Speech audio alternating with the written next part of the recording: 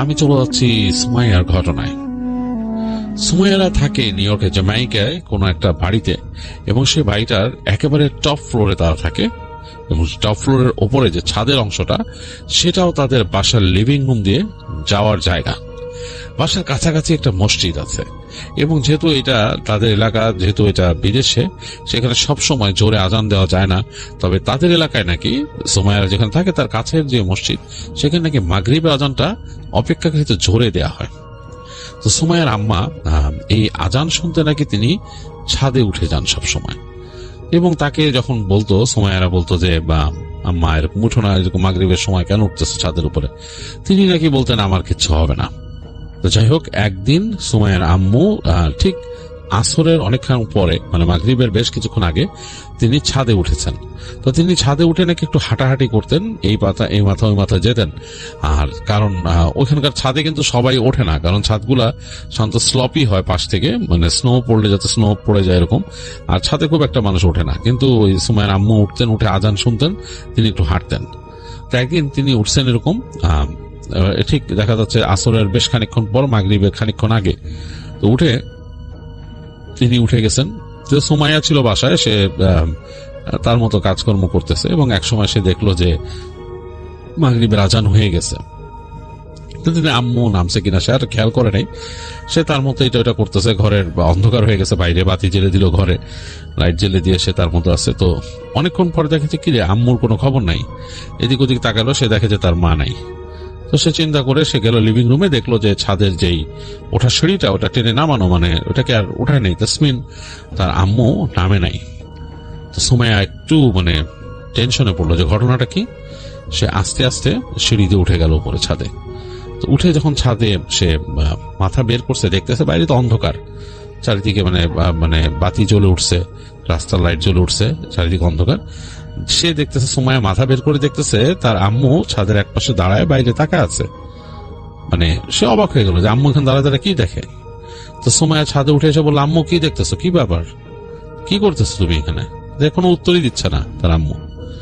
তো সে খুব অবাক হলো যে আমি এত জোরে কথা বলতেছি, আম্মু শুনতেছে না। সে আবার বলল, আম্মু কি ব্যাপার, বলতে বলতে সে কাছে চলে গেল, গিয়ে তার মায়ের কাঁধের মধ্যে সে হাত রাখলো। রাখার পর দেখেছে তার মা আস্তে করে তার দিকে ঘুরলো, ঘুরে একটা হাসি দিল, মানে খুব ভাবলেশহীন হাসি, মানে যে হাসির কোনো মানে হয় না, মানে যে হাসিটা আসলে মানে কোনো অ্যাকচুয়ালি অর্থ বহন করে না। তিনি একটা হাসি দিলেন, খুবই আশ্চর্য। এরকম হাসি সুমাইয়া তার মার মুখে দেখেন না, এরকম এই ধরনের হাসি। তিনি হাসি দিয়ে কোনো কথা না বলে হাঁটা ধরলেন। সুমাইয়া খুব অবাক হয়ে গেল। তিনি সিঁড়ির দিকে হেঁটে যাচ্ছেন, সুমাইয়াও তার পিছে পিছে যাচ্ছেন, এবং তিনি নিচে নেমে গেলেন। সুমাইয়াও নামলেন, নেমে তার রুমে গিয়ে তিনি ধাপ করে দরজাটা বন্ধ করে দিলেন, তার রুমের দরজা বন্ধ করে দিলেন। সুমাইয়া আজ থেকে সিঁড়িটাকে উঠাই দিল, উপর সিঁড়িটা উঠাই দেওয়া যায়, উঠাই দিয়ে সুমাইয়া চিন্তা করছে আম্মার কি হলো, ঘরে গেল কেন? তো সে ঘরের দরজার কাছে যে কয়েকবার ডাকতেছে, আম্মু আম্মু, কোনো উত্তর নাই, কোনো উত্তর নাই। তো সে চিন্তা করলো কিছুক্ষণ যে তার আম্মু কি রেস্ট রুমে গেছে নাকি, ফ্রেশ হতে গেছে নাকি। তো সে তার রুমে গেল, কিছুক্ষণ পর আসলে সে দেখে তখনও তার আম্মু রুমের দরজা আটকানো। তো সে এসে আবার নক করে বলছে, আম্মু কি হয়েছে, তুমি ঠিক আছো, কি ব্যাপার, আম্মু দরজা খুলো। দেখতেছে যে তার আম্মু দরজা খুলতেছে না। সুমা অবাক হয়ে গেল, কি ব্যাপার। একটু পরে সে যখন নাকি দরজার কাছে আবার আম্মু বসে, ওই পাশ থেকে দেখলো যে খুব রাফ ভয়েসে, মানে অনেকটা পুরুষালী ভয়েসে তার আম্মু এখান থেকে বলছে, যা এখান থেকে, এরকম করে তাকে বলতেছে, মানে খুব কঠিন ভাষায়। সুমাইয়ার বুকের মধ্যে একদম কেঁপে উঠছে এটা শুনে। সে ভয় পেয়ে গেছে যে এইভাবে করে তার আম্মু কথা বলছে মানে। তো সে আস্তে করে দরজাটা খুলছে, নব ঘুরে খুলে ফেলছে। খুলে দেখতেছে ঘর অন্ধকার, তার আম্মু জানালার কাছে বসা, আর বাইরের আলো আসতেছে, আকাশের আলো আসছে, সেখানে তার আম্মু হাসতেছে, এরকম হাঁ করে খ্যাক খ্যাক খ্যাক খ্যাক করে হাসতেছে, আর তাকে উদ্ভট কি বলতেছে, এবং সেই ভাষা সুমাইয়া বুঝতে পারলো না, মানে অন্য একেবারে বিজাতীয় ভাষা কি বলতেছে, মাথাটা নাড়ায় নাড়ায় হাসতে হাসতে কি বলতেছে, এবং তার চুলগুলো এলোমেলো। খুবই ভয়ঙ্কর একটা সিন, মানে ব্যাকগ্রাউন্ডে জানলার বাইরে দেখা যাচ্ছে আকাশ, বেশ ভয়ের। সুমাইয়া ভয়ে একদম হয়ে গেল, সে নিজের মাকে ভয় পাচ্ছে, এবং তার মা হাসতেছে আর কিছু বলতেছে। সুমাইয়া দ্রুত ভয়ে সে ফোন নিয়ে তার বাবাকে ডাকলো, তার ভাইকেও কল দিল। সে বললো যে বাসায় আসতে, তার মা কেমন করতেছে। তো তার আব্বা ওই গাড়ি নিয়ে বের হয়েছিল তখন কাজের থেকে, একটু আগে বেরিয়ে গেছে তার বাবা আসার জন্য এই ফোন পেয়ে। তো তার বাবা যখন নাকি তাদের বাসার কাছাকাছি চলে আসছে, যে ব্লকটা দিয়ে তার আব্বা ঢুকে, ওইটা একটা ওয়ান ওয়ে স্ট্রিট, ওখান দিয়ে ঢুকছে, ঢোকার পর নাকি হঠাৎ করে তার উইন্ডশিল্ডের মধ্যে দাম করে একটা ইট এসে পড়লো, মানে বেশ বড় টাইপের একটা ইট। তার গ্লাস, মানে উইন্ডশিল্ডের গ্লাস ফেটে গেছে, ওই পাশ থেকে একদম ক্র্যাক করে গেছে ইট হচ্ছে এত জোরে, এবং তিনি ভয় পেয়ে গেলেন যে কে তাকে ইট মারলো। তিনি ভয় পেয়ে তাড়াতাড়ি, মানে তিনি পার্কিং করতেছেন, মানে দুই পাশে মানে ডেট, মানে নিউ ইয়র্কের রাস্তার দুই পাশে দুই রকম টাইম দেওয়া থাকে, যে মানে সপ্তাহের এই দিন এতটা থেকে এতটা, আর এরকম মানুষ মানে খুঁজে খুঁজে রাখে গাড়ি, তো মানে বুঝে রাখে যে এই পাশে রাখলে আমি এরপরে কনভিনিয়েন্টলি কালকে বের করতে পারবো। তিনি ভয়ে একদম থতমত খেয়ে তিনি আর ওগুলা না দেখে তাড়াতাড়ি সামনে গিয়ে মোটামুটি গাড়িটা পার্ক করে তিনি উঠে বাসার দিকে দৌড় দিলেন, তার বাসাতে যাবেন। বাসার দিকে যখন আসতেছেন তখন তার ঠিক পিছনে, তার থেকে প্রায় 3-4 হাত দূরে আরেকটা ঠাস করে এরকম পড়লো। তো তিনি যা বুঝলেন যে এটা কোনো মাটির দলা হবে, শক্ত মাটির দলা, মানে টবের মাটি যেরকম থাকে, গাছের টবের মাটির দলার মতো এরকম, কেন মাটিতে ঠাস করে পড়ে টুকরা টুকরা ছিটকে চারিদিকে চলে গেছে। তিনি অবাক হলেন যে এইখানে নিউ ইয়র্কের মতো জায়গায়, নিউ ইয়র্ক শহরে তাকে এইভাবে মাটির দলাকে ছুড়ে মারবে গায়ে। দ্বিতীয়বার পড়লো, তিনি ভয়ে দ্রুত মানে দৌড় দিলেন, মানে তার একেবারে অ্যাপার্টমেন্টের দরজার দিকে। গেটের কাছে যখন আসছেন ঠিক তার পায়ের কাছে আরেকটা পড়লো। তিনি দ্রুত তাড়াতাড়ি ঘরে ঢুকে গেলেন। ঘরে ঢুকে তিনি সিঁড়ি দিয়ে উঠতেছেন, তার ভয় লাগতেছে, কেমন জানি তার কাছে ভয় লাগা শুরু করছে। সিঁড়িটাও মনে হচ্ছে কেমন জানি স্পুকি। তো যাই হোক, সুমাইয়ার আব্বু বাসায় আসলেন। বাসায় এসে দেখতেছেন যে সুমাইয়া তার মায়ের দরজা, মানে তার মায়ের বেডরুম থেকে একটু দূরে দাঁড়ায়, মানে তাকায় আছে ভয়ে। এবং তার আব্বা যখন আসছে, তার আব্বার কাছে চাবি ছিল, খুলে ঢুকছে। তো ভয়ে সে তাকাইছে, তাকায় দেখে যে বাবা ঢুকছে। তো বলছে যে আব্বু সমস্যা, দেখো আম্মু কেমন করতেছে। তো আসছে, এসে দেখতেছে তার বাবা শুদ্ধা, দেখে যে তার মা হাসতেছে তার বাবাকে দেখে, মাথা নাড়ায় নাড়ায়। তাকে, তার আব্বাকে বলছে ভয় পাইছিস, ভয় পাইছিস বলে গালাগালি করতেছে, এবং তার কণ্ঠ অনেক অন্যরকম।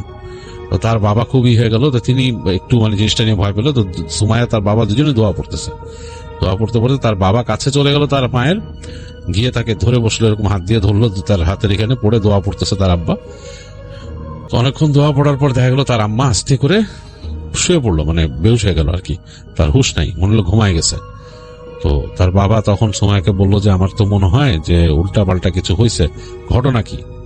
তো সুমাইয়া তার বাবাকে বললো যে এরকম এরকম ছাদে উঠছিল, তারপরে এরকম এরকম নামাইছে, এই ঘটনা। তো তার বাবা বললো যে মনে হয় সমস্যা, কোনো কিছু একটা মানে বাতাস লাগছে বা ধরছে আর কি, সমস্যা, এটা দেখি কি করা যায়, কোনো করা লাগবে, মানে আর কি হুজুর আনা লাগবে, দেখি কি অবস্থা।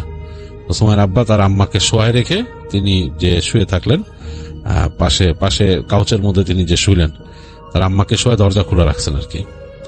তো অনেকক্ষণ তিনি শুয়ে আছেন, তার তন্ডা লেগে আসছিল চোখে সুমাইয়ার আব্বার।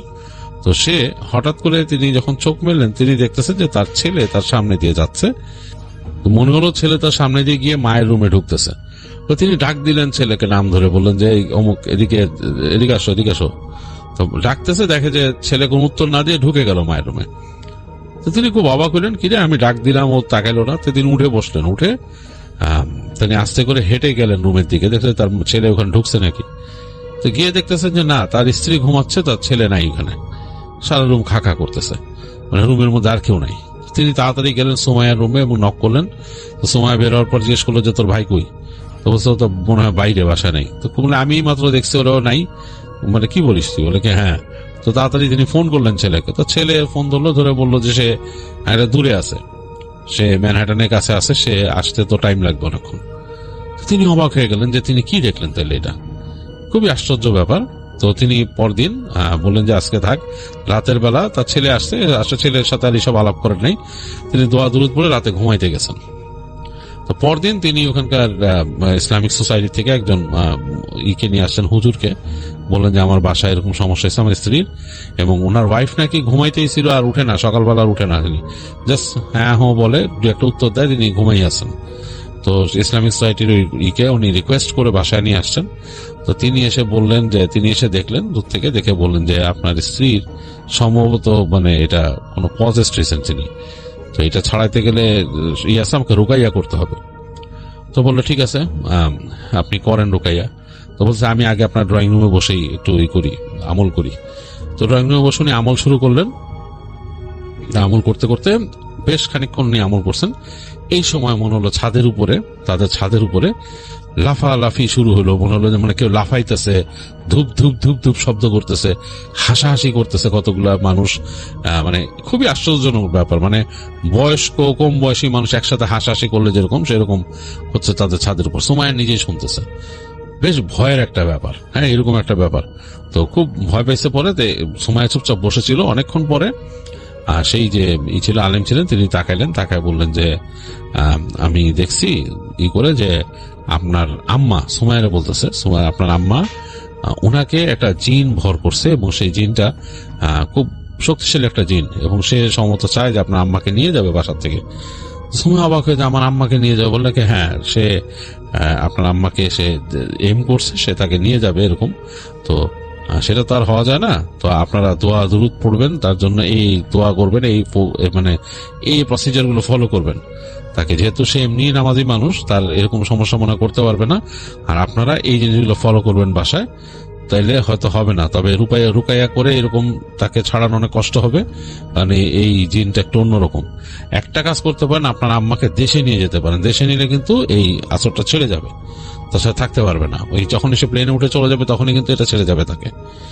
তো শুনলো ইসের কাছ থেকে, সেই আলেমের কাছ থেকে তারা শুনলো।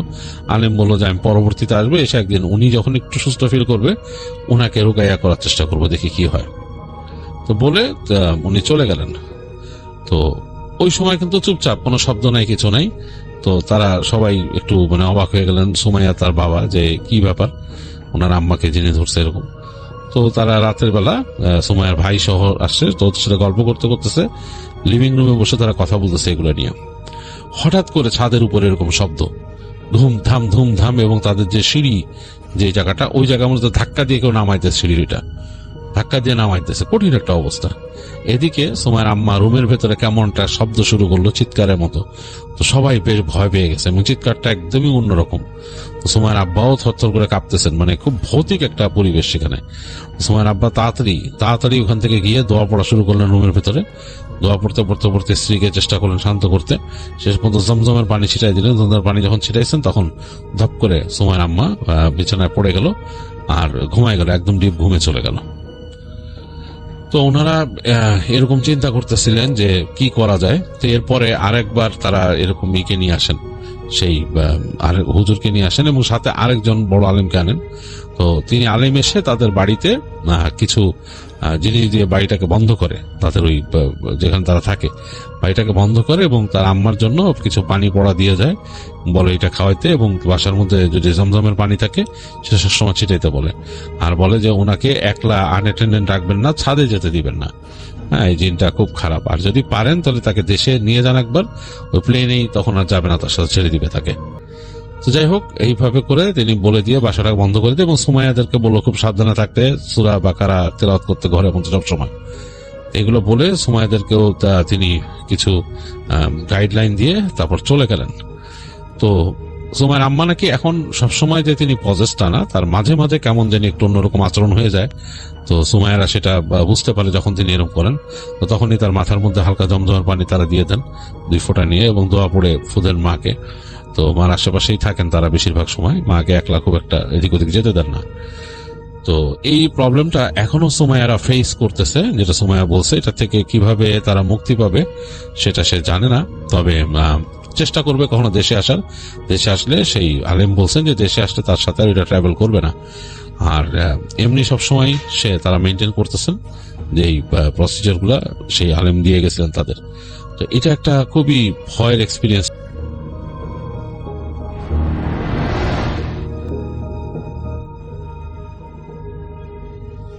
শরীফ ঘুম থেকে উঠে চিৎকার দিয়ে বলে, আমি আসতেছি ওস্তাদ, আমরা আরেকবার সুযোগ দেন। ওনার স্ত্রী কিছু বুঝবার আগে শরীফ পাঞ্জাবিটা পরে ঘর থেকে বের হতে যাবেন, তখন ওর ছোট ভাই আর স্ত্রী এসে তাকে আটকাতে যাবে, কিন্তু তার গায়ে হঠাৎ এত জোর আসে যে সে ধাক্কা দিয়ে দৌড়ে বাড়ি থেকে বেরিয়ে যায়। প্রায় 15 দিন পর ওকে অজ্ঞান অবস্থায় পাওয়া যায় শ্মশানের পিছে জংলাটার ওখানে। বাড়িতে আনবার পর 2 দিন চিকিৎসা করা হয়। এরপর জ্ঞান আসলে শুরু থেকে যা যা তার সাথে ঘটেছিল সব খুলে বলে সে। মানসিকভাবে বেশ অসুস্থ হয়ে পড়ে। এক কথায় সেই শরীফ পাগল হয়ে যায়। তার স্ত্রী তাকে একটা সময় ছেড়ে চলে যায়। এর বেশ কয়েকদিন পর ছোট ভাই ভরণ পোষণ নিতে পারে না বিধায় সে শরীফও বাড়ি ছেড়ে চলে যায়। আসসালামু আলাইকুম শ্রোতা বন্ধুরা, আমি সামির আনসারি আজ হাজির হয়েছি ইশরাক ভাইয়ের পাঠানো একটি ঘটনা নিয়ে। আপনারা অনেকেই এর আগেও ইশরাক ভাইয়ের ঘটনা শুনেছিলেন। আজ তিনি পাঠিয়েছেন ওনার দাদার কাছ থেকে সংগ্রহ করা ওনাদেরই গ্রামের একটি ঘটনা। কথা বাড়াচ্ছি না, চলে আছি ঘটনায়। শরীফের বাড়ি জামালপুরের দেওয়ানগঞ্জে। যখনকার ঘটনা তখন তার বয়স আনুমানিক 25-26 হবে। শরীফ থাকতো ইশরাক ভাইয়ের দাদা বাড়ির পাশের বাড়িটাতেই। তারা ছিল 2 ভাই, বাপ মা কে ছিল না। তো ওদের বাড়িতে ছিল 4টা ঘর। তো যেখানে সে শরীফ থাকতো সে ছিল একবারে শেষের ঘরটাতে। আজকে যেই ঘটনা বলা হচ্ছে এই ঘটনার সময়কাল 2000 সালের পর হবে। শরীফেরা 2 ভাই মিলে ব্যবসা করে ভালো ইনকাম করছিল। এটাই ছিল তাদের জীবিকার মূল উৎস। হঠাৎ ওর ছোট ভাই অসুস্থ হয়ে পড়লে তার চিকিৎসায় অনেক টাকা খরচ হয়। এক কথায় নিঃস্ব হয়ে যাওয়ার মতো অবস্থা হয়ে যায় তাদের। পরবর্তীতে ভাই সুস্থ হয় ঠিকই, কিন্তু বিয়ের পর সেই ভাই সে একা থাকা শুরু করে শ্বশুর বাড়িতে, মানে শরীফের সাথে থাকে না। তো রুজি রোজগার না থাকায় শরীফ এক কথায় পাগলের মতো এদিক ওদিক কাজ খুঁজতে থাকে। একদিন হাট বারের দিন হবে হয়তোবা। তো বাড়ির যে 2-3টা মুরগি ছিল সে সেই হাট নিয়ে যাবে বিক্রি করতে। এমন সময় সে হাটে গিয়ে দেখছে একজন লোক সাদা পায়জামা পাঞ্জাবি পরা একেবারে হাটের কর্নারে সে বসে আছে। মনে হচ্ছিল কোনো কবিরাজ বা তান্ত্রিক হবে। কিছুক্ষণের মাঝেই ওনার আশেপাশে মানুষের অনেক ভিড় জমে যায়। শরীফ কাছে গিয়ে লোকজনের সাথে কথা বলে সে বুঝে যে এই লোকটা কোনো আধ্যাত্মিক শ্রেণীর মানুষ হবে। গত কয়েকদিন হয় হাটবারের দিন যখন আসে তখন এই লোক হাদিয়ার বিনিময়ে মানুষের সেবা করে থাকছে। হ্যাঁ, শরীফ যেমনটা হয়েছিল ঠিক তাই। যেমন জিনে ধরা রোগীর সেবা করে সে, ব্যবসায় আয় ইনকাম যাতে বাড়ে সেরকম ব্যবস্থা হয়, এরকম ধরনের সে চিকিৎসা করে, অথবা দেখা যায় পারিবারিক কলহ থেকে মুক্তি হয়ে যাচ্ছে, এই ধরনের কাজ বা সেবা সে করে থাকছে। তো গত কয়েকদিনে নাকি 2 জন মানুষ ওনার কাছে এসে ভালো উপকার পেয়েছেন। তো শরীফ হাট শেষ হলে সন্ধ্যায় লোকের কাছে গিয়ে পরিচয় দিয়ে বলেন যে ওনার রোজি রোজগার নাই, ব্যবসা করে লাভ হয় নাই, পারিবারিক ভাবে বউ বাচ্চা নিয়ে বেশ বিপদে আছেন।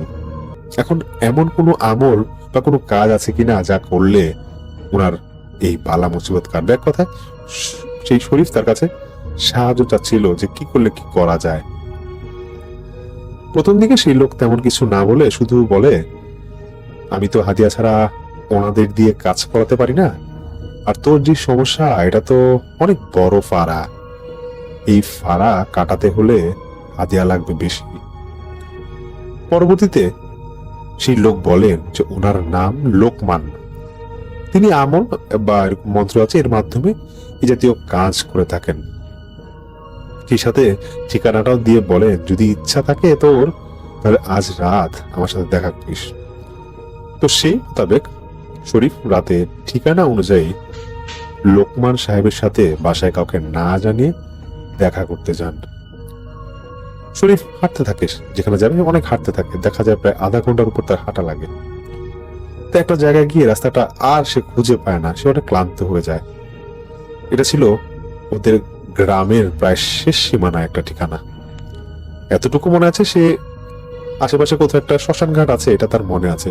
তো হঠাৎ করে হাঁটতে হাঁটতে শ্মশানের দিকে চোখ পড়তেই কেন জানি চারপাশে কাক ডাকা শুরু করে। সেই রাতে এমন একটা ভৌতিক পরিবেশে সে সিদ্ধান্ত নেয় এখান থেকে সে চলে যাবে। তার অনেক ভয় করছিল তখন, আর এতটা অন্ধকার সামনে কিছুই ভাবে দেখা যাচ্ছিল না। ঠিক তখনই অন্ধকারের মধ্যে হতে পুরুষ কণ্ঠে কেউ একজন বলে উঠে, ওস্তাদের কাছে আইছেন? শরীফ বলে, লোকমান নামে কাউকে চিনেন ভাই? উত্তরে সেই লোক বলে, হ্যাঁ ওই তো আমগো ওস্তাদ। আপনি শরীফটা, চলেন আমার সাথে আসেন। শরীফকে তখন এমন এক রাস্তা দিয়ে নিয়ে যাওয়া হচ্ছিল, চারপাশে প্রচন্ড অন্ধকার। তবুও যেহেতু সাথে আরেকজন লোক ছিল, তাই তেমন ভয় পাচ্ছিল না সে। তবে লোকটাকে শরীফ যেরকম দেখছিল, একটা অবয়বের মতো লাগছিল। পাশাপাশি তারা হাঁটছিল না। যেতে যেতে সেই লোক বলে, আপনার পরিবারের সমস্যা, রুজি রোজগার নাই তাই না? বউ বাচ্চা নিয়ে কষ্টে আছেন, ওস্তাদের কাছে যান, যা কয় মানে দেখবেন কাজ হয়ে গেছে। এরকম 5-10 মিনিট হাঁটবার পর হঠাৎ কিছু একটা সাথে হোঁচট খেয়ে পড়ে যেতেই অন্ধকারের মধ্যে ওই লোকটার হাত ধরতে শরীফ অনুভব করে প্রচন্ড লোমশ ভরা একটা হাত সে ধরেছে। কোন রকম উঠে দাঁড়াতেই দেখে আশেপাশে আর কেউ নাই। সেই লোকটার কেউ সে জিজ্ঞেস করে, শরীফ জিজ্ঞেস করছে, ভাই আছেন কই, আপনি কই? কিন্তু না, তখন আর কোনো ভয়েস আসে না, কোনো কণ্ঠ সে শুনতে পায় না। তবে একটা ছোট কুড়ে ঘর থেকে হালকা আলো আসছিল, সেটা শরীফ স্পষ্ট দেখতে পায়। সে কিছুটা ভয় পেয়ে ঘরটার দিকে যেতে থাকে আর ভাবে, কি ব্যাপার, এই লোক গেল কই? আর আমার সব ঘটনা উনি জানে কিভাবে? যেই কথা এই লোক অনর্গল বলে গেল, তা তো আমি লোকমান সাহেবকেও বলি নাই। শরীফ ঘরে ঢুকেই দেখেন চকির মধ্যে বসে আছেন সেই লোকমান। তিনি সালাম বিনিময় করলে উত্তর না দিয়ে সেই লোকমান মাথাটা সামান্য নিচু করে ইশারা দেন শরীফকে বসবার জন্য। শরীফ সেখানে বসতেই বলে বসেন, ভাই আপনি কি লোক পাঠাছিলেন আমার নিয়ে আসবার জন্য? তো তিনি সেই লোকমান সাহেব বলছে, হ্যাঁ, না হলে তুই এখানে আসতে পারতি না, রাস্তা চিনতি না। তখন শরীফ বলে, আপনি জানেন কিভাবে আমি ওই সময় আসবো? জবাবে তিনি বলেন, আমি অনেক কিছু বুঝতে পারি, তোর তা না জানলেও চলবে। সেই মুহূর্তে শরীফ বলে ওঠেন, কিন্তু এটা বুঝলাম না, সাথে কি আর কেউ ছিল? আমি আসবার পথে হোঁচট খেয়ে পড়ে যেতেই কারো হাতের মতো কিছু একটা ধরতে গেলাম, মনে হইল লোমে ভরা একটা হাত, কিন্তু এটা মানুষের হাত ছিল আমার কাছে মনে হইল। কথাটা শুনে লোকমান সাহেব হাসিতে বলেন, বুঝিস নাই তোকে কে নিয়ে আসছে? আমার সাথে ওনারা থাকে, কাজকর্মে সাহায্য করে, অনেক আগে থেকেই আমি তাদের পালি। পরবর্তীতে শরীফ বলে যে, দেখেন আমার তো ভয় ডর করতেছে, আপনার একটা কথা কই, আমার কাছে এরকম টাকা পয়সা নাই, আমি হাদিয়া দিব কি? আপনি যদি পারেন আমারে রুজি রোজগারের পথ দেখান, বউ সংসার বাঁচান। তো কিছুটা সময় চুপ করে থেকে চোখ বন্ধ করে ফেলেন সেই লোকমান। এরপর বলেন, যা বলবো তা করতে পারবি? আমার সাথে কাজ করবি? যেই কাজ দিব মেনে চললে দেখবি সমাধান হবে। তবে এই জায়গায় আপাতত আর আসতে পারবি না, আমাকে এখানে আর পাবিও না। আমার দরকার হলে নিজেই তোর বাড়ি যাব, কিন্তু যে কাজ দিব ভয় পাওয়া যাবে না, ভয় পাবি তো সব শেষ। এরপর এক কথা দুই কথায় লোকমান সাহেব শরীফের সাথে কথা বলে বিস্তারিত সব শুনে নেন। তিনি শরীফের নাম, ঠিকানা, ওর জন্ম কবে হলো, কোন রাশির সে, তার বাবা মার নাম কি, তারা কয় ভাই বোন, সব কিছু সে মাথায় ঢুকে না। এবং কিছুক্ষণ পর যে ঘরটা ছিল সেখানে মাটির মেঝে ছিল, চিকন কঞ্চি বাজ দিয়ে সে লিখতে থাকে এই জিনিসগুলা। সব লেখা শেষ হলে শরীফের সামনেই জোরে কয়েকবার ওই লেখার উপর ফু দিলে কালো ধোয়ার মতো কয়েক সেকেন্ড ধোঁয়াও ঘুরতে থাকে। তারপর শরীফ দেখে লেখাগুলো নাই।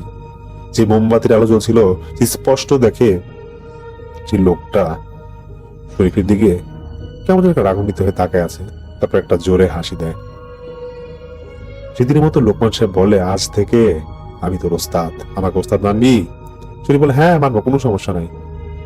তখন সেই লোক বলে, তোর সমস্যার সমাধান আমি করে দিব। তোর প্রথম কাজ, তোর বাড়ির দক্ষিণ পাশের নদীর পাড়ে কাল ভোরবেলা সূর্য ওঠার আগে জাল ফেলবি, দেখবি 4-5টা বড় মাছ উঠবে। এইগুলো নিয়ে বাজারে বেচবি, যেই টাকা পাবি ওটাই হবে তোর প্রথম রুজি। তবে কথা একটাই, আমি যা বলবো তা না মানলে বিপদে পড়বি। পরদিন টিকটিকি জালে মাছ পায় সেই শরীফ, এবং বাজারে গিয়ে ভালো দামে মাছগুলো বিক্রি করে সন্ধ্যায় বাড়ি ফিরে সে। এটাও বোঝা যায় লোকমানের কথা অনুযায়ী যেহেতু সব হলো, তার মানে সাধারণ কোনো মানুষ না সে, ওনার সাথে লেগে থাকতে হবে। রাতে খাওয়া শেষ করে শরীফ ঘুমিয়ে পড়ে। ঘুমের মধ্যে কয়েকবার কে যেন তার শরীর ধরে ঝাঁকি দেয়। শরীফ ভাবে তার বউ হয়তো ঘুমের মাঝে ধাক্কা দিচ্ছে। শেষবারের মতো ঘুমাতে গেলে সেই লোকমানের কণ্ঠে বাহির থেকে কেউ তাকে ডাক দিলে সে বাহিরে যায়। লোকমান তাকে বলে, তোর কথা অনুযায়ী তো আমি কাজ করলাম, এবার আমি যা বলবো তা শোন। আগামীকাল রাতে গ্রামের যে বড় কবরস্থানটা আছে ওখানে ঢুকবার পর শেষ সীমানায় দেখবি ডান দিকে 3টা গাছ আছে। শেষের গাছে নিচে তখন তুই দাঁড়াবি।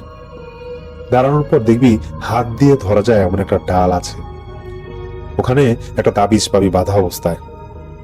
সেটা নিয়ে এসে তোর কাছে রাখবি। মোটেও কিন্তু ভয় পাওয়া চলবে না। সময় হলে আমি তাবিজটা তোর কাছ থেকে নিয়ে যাব। শরীফ এই কথা শুনে ভয় পেয়ে যায়। তখন লোকমান একটু রেগে গিয়ে বলে, বিপদ না চাইলে যা বলছি তা করে তারপর আমাকে জানাবি, আমি কিন্তু তোর কথা রাখছিলাম। পরের রাতে শরীফ সে কবরস্থানে যায়। কথা অনুযায়ী সেই গাছের কাছে যেতেই তাবিজটা গিট খুলতে যাবে, তখন গাছের থেকে রক্তের মতো কি যেন বেয়ে বেয়ে ওর হাতে পড়ে। ভয় চিৎকার দিয়ে কবরস্থান থেকে বের হয়ে যায় শরীফ। সে ভাবতে থাকে লোকমান আবার কোনো ক্ষতি করে কিনা। দ্বিতীয়বার আবার সাহস করে যাওয়ার পর দেখে যেই শরীফ সেই তাবিজটা আর নাই। তখন সে বাড়ি এসে পরে মনে মনে ভাবতে থাকে, তাবিজ তো না, এখানে আর আমার দোষের কি, আমি তো গেছিলাম আনতে। আবার তো একদিন যায়, 2 দিন যায়, লোকমান আর আসে না। শরীফ শুরুর দিকে ভয় পেলেও পরে দেখে লোকমান আর আসতেছে না। প্রায় 4-5 দিন পর পুকুর ঘাটে গোসলের সময় পিছলায় পড়ে ডান হাত ভেঙে যায় তার। হাসপাতালে ট্রিটমেন্ট করার পর কয়েকদিন পর রাতে সে ঘরে শুয়েছিল। ঘরের বেড়ার উপার থেকে লোকমানের স্পষ্ট কণ্ঠ শুনতে পায় সে। লোকমান বলে, কইছিলাম বিপদে পড়বি, এটা তো শুরু, সামনে দেখবি আর কি কি হয়। শরীফ শোয়া থেকে উঠেই বাহিরে গিয়ে লোকমানকে দেখে কাঁদতে থাকে আর বলে, ওস্তাদ আমার ভুল হয়ে গেছে, এরপর কি করতে হবে বলেন, আমি সব করে দিব।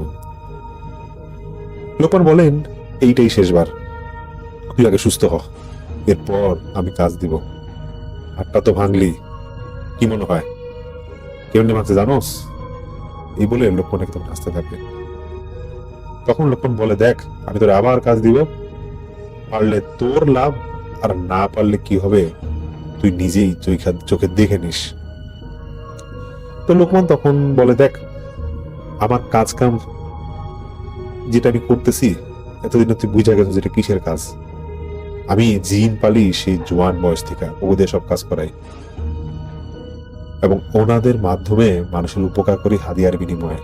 কিন্তু তোর বিপদ দেখা কাজের বিনিময়ে সাহায্য করতে চাইছিলাম, তুই তো পারলি না। ওনারা তোকে শেষবারের মতো সুযোগ দিয়েছে, চিন্তা করে দেখ। শরীফ সাথে সাথে তার রাজি হয়ে যায়। লোকমান সাহেব বলে, আমি এর মধ্যে আয়সা তোকে জানাই দিব কি কাজ করতে হবে। তো ওনাদের কথা শেষ হলে শরীফ দেখে ওর বউ জানালা দিয়ে তাকায় আছে। ঘরে ঢুকতেই তাকে বলে, বাইরে আপনি একা একা কার সাথে কথা কন? তখন শরীফ বলে, কার সাথে কথা মানে? তারপর সেই কথা কিছু না বলে সেই রুমে এসে শুয়ে পড়ে। শরীফের বউ তখন বলে, পাগল নাকি আপনি, কি নাকি কইতেছেন বাইরে কার সাথে একা একা? শরীফ তখন বলে, ঘুমায় পড়ো, কথা বলো না। তো পরের রাতে লোকমান এসে শরীফকে বলে, তোকে এই গ্রামের এক মসজিদের নাম বলবো। সেই মসজিদের ইমাম যিনি আছে তার ঘরের পাশে 2টা তাবিজ পুঁতে আসবি তুই। এরপর দেখবি ঘরের 4টা কোনায় চিকন বাঁশ গাঁথা অবস্থায় আছে, অর্ধেকটা মাটির তলে অর্ধেকটা উপরে। প্রতিটা এরকম তুই পাশে যে লাঠিটা আছে, প্রতিটা যে বাঁশের ইয়েটা আছে, চিকন গাথা অবস্থা আছে, সেটা তুই তুললে দেখবি ছোট কাপড়ের পুটলি পাবি, ওইটা পোড়ায় দিবি, তাতে কাজ হয়ে যাবে না। তো এই কাজের বিনিময়ে কি দিব, আগে কাজ কইরা আনিস, তারপর আমি তোরে জানাবো। এটা তখন সেই লোকমান শরীফকে বলে দেয়। আর তারপর সেই লোকমান বলে, আর যদি এই একটা কাজ এক সুযোগে করতে না পারোস, তাহলে কি হবে তুই কিন্তু ভালোভাবেই জানোস। যাবি, এক নাচে কাজ করতে হবে। তো শরীফ লোকমানের দেওয়া তাবিজগুলো সে হাতে নেয় এবং সেখানে সে সময় মতো এটা পরের দিনকে তখন গিয়ে পুঁতে দিয়ে আসে। এরপর যখন চার কোনায় সেই বাঁশ তুলতে যাবে, চিকন চিকন যে বাঁশগুলো আছে, তো দুইটা বাঁশ তুলবার পর কে যেন তখন অজস্র ঢিলাঢিলি করতে থাকে। এত বাজে অবস্থা যে সে এক মুহূর্তের জন্য সেখানে থাকতে পারছিল না, সে খুব ব্যথা পাচ্ছিল ঢিলাঢিলিতে। তখন সেই ইমাম যার ঘরের সামনে গিয়েছিল, বা ঘরের চারপাশে এরকম বাঁশটা এরকম চিকন বাঁশ তুলতে গিয়েছিল, তো সে ঘর থেকে বের হতেই তাড়া করলে শরীফ পালায় এসে পড়ে। বাড়ি এসে সে খুব ভয় থাকে, ভাবে আবার কোনো ক্ষতি হয় কিনা। রাতেই স্বপ্ন দেখে লোকমানের মতো এক অবয়ব তার সামনে এসে বলে, যা চাইছিলাম তা পারলি না, মাত্র 1 মাস সময় পাবি, এরপর থেকে বুঝবি কষ্ট কি। পরের রাতে সেই অবয়ব আবার এসে ভয় দেখায় স্বপ্নে। মানসিকভাবে সে ঠিক থাকতে পারে না। বাধ্য হয়ে ছোট ভাইকে খবর দিলে সে এসে অনেক ডাক্তার, হুজুর, কবিতা সব দেখায়, কিন্তু কোন একটা সমাধান তার মধ্যে আসে না শরীফের। এক রাতে এরকম শরীফ ঘুম থেকে উঠে চিৎকার দিয়ে বলে, আমি আসতেছি ওস্তাদ, আমার আরেকবার সুযোগ দেন। ওনার স্ত্রী কিছু বুঝবার আগেই শরীফ পাঞ্জাবিটা পরে ঘর থেকে বের হতে যাবেন। তখন ওর ছোট ভাই আর স্ত্রী এসে তাকে আটকাতে যাবে, কিন্তু তার গায়ে হঠাৎ এত জোর আসে যে ধাক্কাটা দিয়ে দৌড়ে বাড়ি থেকে সে বের হয়ে যায়। প্রায় 15 দিন পর ওকে অজ্ঞান অবস্থায় পাওয়া যায় শ্মশানের পিছে জংলার ওখানে। বাড়িতে আনবার পর 2 দিন চিকিৎসা করা হয়। এরপর জ্ঞান আসলে শুরু থেকে যা যা তার সাথে ঘটেছিল সব খুলে বলেছে। তাদের গ্রামের একজন হুজুরের কাছে নেওয়া হলে তিনি সব শুনে বলেন যে শরীফ পিশাচের খপ্পরে পড়েছিল। কোন একটা পিশাচ তাকে কাজে খাটিয়ে কাজ করাতে চেয়েছিল, তার ব্যক্তিগত যে কাজ আছে সেগুলো করতে চেয়েছিল। যখন দেখছে তাকে দিয়ে হচ্ছে না, তাই তাকে ক্ষতি করতে চেয়েছিল, এবং এখন এটার প্রভাবই তার উপর পড়ছে। পিশাচটাকে সামনে আনা সম্ভব না, না হলে শরীফের সমস্যা দূর করা যেত। সেখান থেকে আসবার পর আরো হুজুর কবিরাজ দেখানো হয়, কারণ বাসা সবাই বুঝে গিয়েছিল যে এটা আসলে ডাক্তার দিয়ে কোনো চিকিৎসা করা যাবে না। এরপর আরেকজন বড় হুজুর জেলা শহরের যে মসজিদ আছে সেখানে নিয়ে যাওয়া, সেই বড় হুজুর বলেন, দেখেন যে পিশাচ তাকে এরকম ক্ষতি করতে চেয়েছিলেন, ওই হুজুর সেম কথাই বলে। এবং তিনি এটাও বলেন যে শরীফ যখন সেই ইমাম সাহেবের ওখানে গিয়েছিল সেই তাবিজটা পড়তে, এটাই ওর কাল হয়ে দাঁড়িয়েছিল। হয়তো বা সেই ইমাম সাহেবের সাথে সেই পিশাচের কোনো একটা বোঝাপড়া ছিল, যার দুইটার এফেক্টই সেই শরীফ পড়েছিল। তো এরকম দেখবেন সাথে কথা বলার পর তার সাথে খুব একটা লাভ হয় না। এরপর থেকে মানসিকভাবে বেশ অসুস্থ হয়ে পড়ে শরীফ, আর সুস্থ হতে পারে না সে। এক কথায় সে পাগল হয়ে যায়, তার স্ত্রীও তাকে ছেড়ে চলে যায়। এর বেশ কয়েকদিন পর ছোট ভাই ভরণ পোষণ দিতে পারে না দেখে শরীফ বাড়ি থেকে চলে যায় একেবারে। ইশরাক ভাই দাদা যেটা বলেন, আজ পর্যন্ত কেউ জানে না সে কোথায় আর কিভাবে আছে। এটা ছিল আসলে ঘটনা। আজকে এখন যে ঘটনাটি শেয়ার করব, এই ঘটনাটি যিনি আমাকে পাঠিয়েছেন তার নাম প্রকাশ করা মানা আছে, তিনি চান না নামটা প্রকাশ করতে। তো যার ঘটনা, তার নাম ঋতু আপু। আপু যেভাবে ঘটনাটি পাঠিয়েছেন ঠিক সেভাবেই তুলে ধরা হলো। শুরু থেকেই ঘটনাটা আপনারা মনোযোগ দিয়ে শুনবেন। তো যার ঘটনা, ওনা বর্তমানে অস্ট্রেলিয়া প্রবাসী। তো রিতাপুর বাসায় তার ছোট ফুফুর বিয়ের অনুষ্ঠান চলছিল। তখন সবাই তো বেশ আনন্দ করছিল। হঠাৎ ওনার বড় ভাই ইউসুফের তলপেটে প্রচন্ড ব্যথা শুরু হয়। বেশ জোরে তিনি চিৎকার করতে থাকেন এবং কান্না করতে থাকেন, এবং কান্না করতে করতে তিনি মাটিতে লুটিয়ে পড়ে। তো ইউসুফের এমন অবস্থা দেখে ঋতু আপু সহ সবাই দৌড়ে তার কাছে যায়, কিন্তু এইসবের মাঝেও ঋতু আপুর কাছে একটা বিষয়ে অবাক লাগে যে তার বড় ভাই, যে কিনা অত্যন্ত শক্ত একটা ছেলে, সে হঠাৎ এরকম ব্যথায় কেন এমন কাতরাচ্ছে, মাটিতে প্রায় লুটিয়ে পড়ার মতো অবস্থা। এমন কি হয়েছিল যে একবার টিউবওয়েলে লেগে তার মাথাটা ফেটে গিয়েছিল। সেই 8-10 বছর বয়স যখন তার, তখনকার ঘটনা। সে কোনো একটা শব্দ পর্যন্ত করেনি, একাই নাকি মাথা চেপে ডাক্তারের কাছে গিয়েছিল এবং 11টা সেলাইও লেগেছিল। তারপর নাকি সে কোনো কান্নাকাটি করেনি। তার মানে বোঝা যাচ্ছে যে সে কতটা শক্ত একটা ছেলে ছিল। তো সেই ইউসুফের হঠাৎ এভাবে চিৎকার দেখে এটা সবাই স্বাভাবিকভাবে নিতে পারেনি। তারপর ওনারা সেই ইউসুফ ভাইকে ওনাকে মেডিকেলে নিয়ে যায়। ডাক্তার সম্পূর্ণ টেস্ট করার পর বলে যে ওনাকে ইমার্জেন্সি অপারেশন করা লাগবে, কারণ এটা নাকি একটা অ্যাপেন্ডিক্সের ব্যথা। তো যথাসময়ে ডাক্তার খুব দ্রুত অপারেশন সম্পন্ন করে, এবং এটাও বলে যে খুব ইমার্জেন্সি কেসে অপারেশনটা করা হয়েছে, কারণ যদি আর 5 মিনিট বা 10 মিনিট দেরি করা হতো তখন কিন্তু ওনার অ্যাপেন্ডিক্সটা ফেটে যেত, উনি মারা যেতে পারতো। তো তারপর সবাই তো বেশ কয়েকদিন সেখানে থাকতে হবে, সে মেনে নেয়। এবং সেই দোতলার ওয়ার্ডে জায়গা না থাকায় অপারেশন শেষে সেই ইউসুফ ভাইকে নিচতলায় একটা ওয়ার্ডে শিফট করে দেওয়া হয়।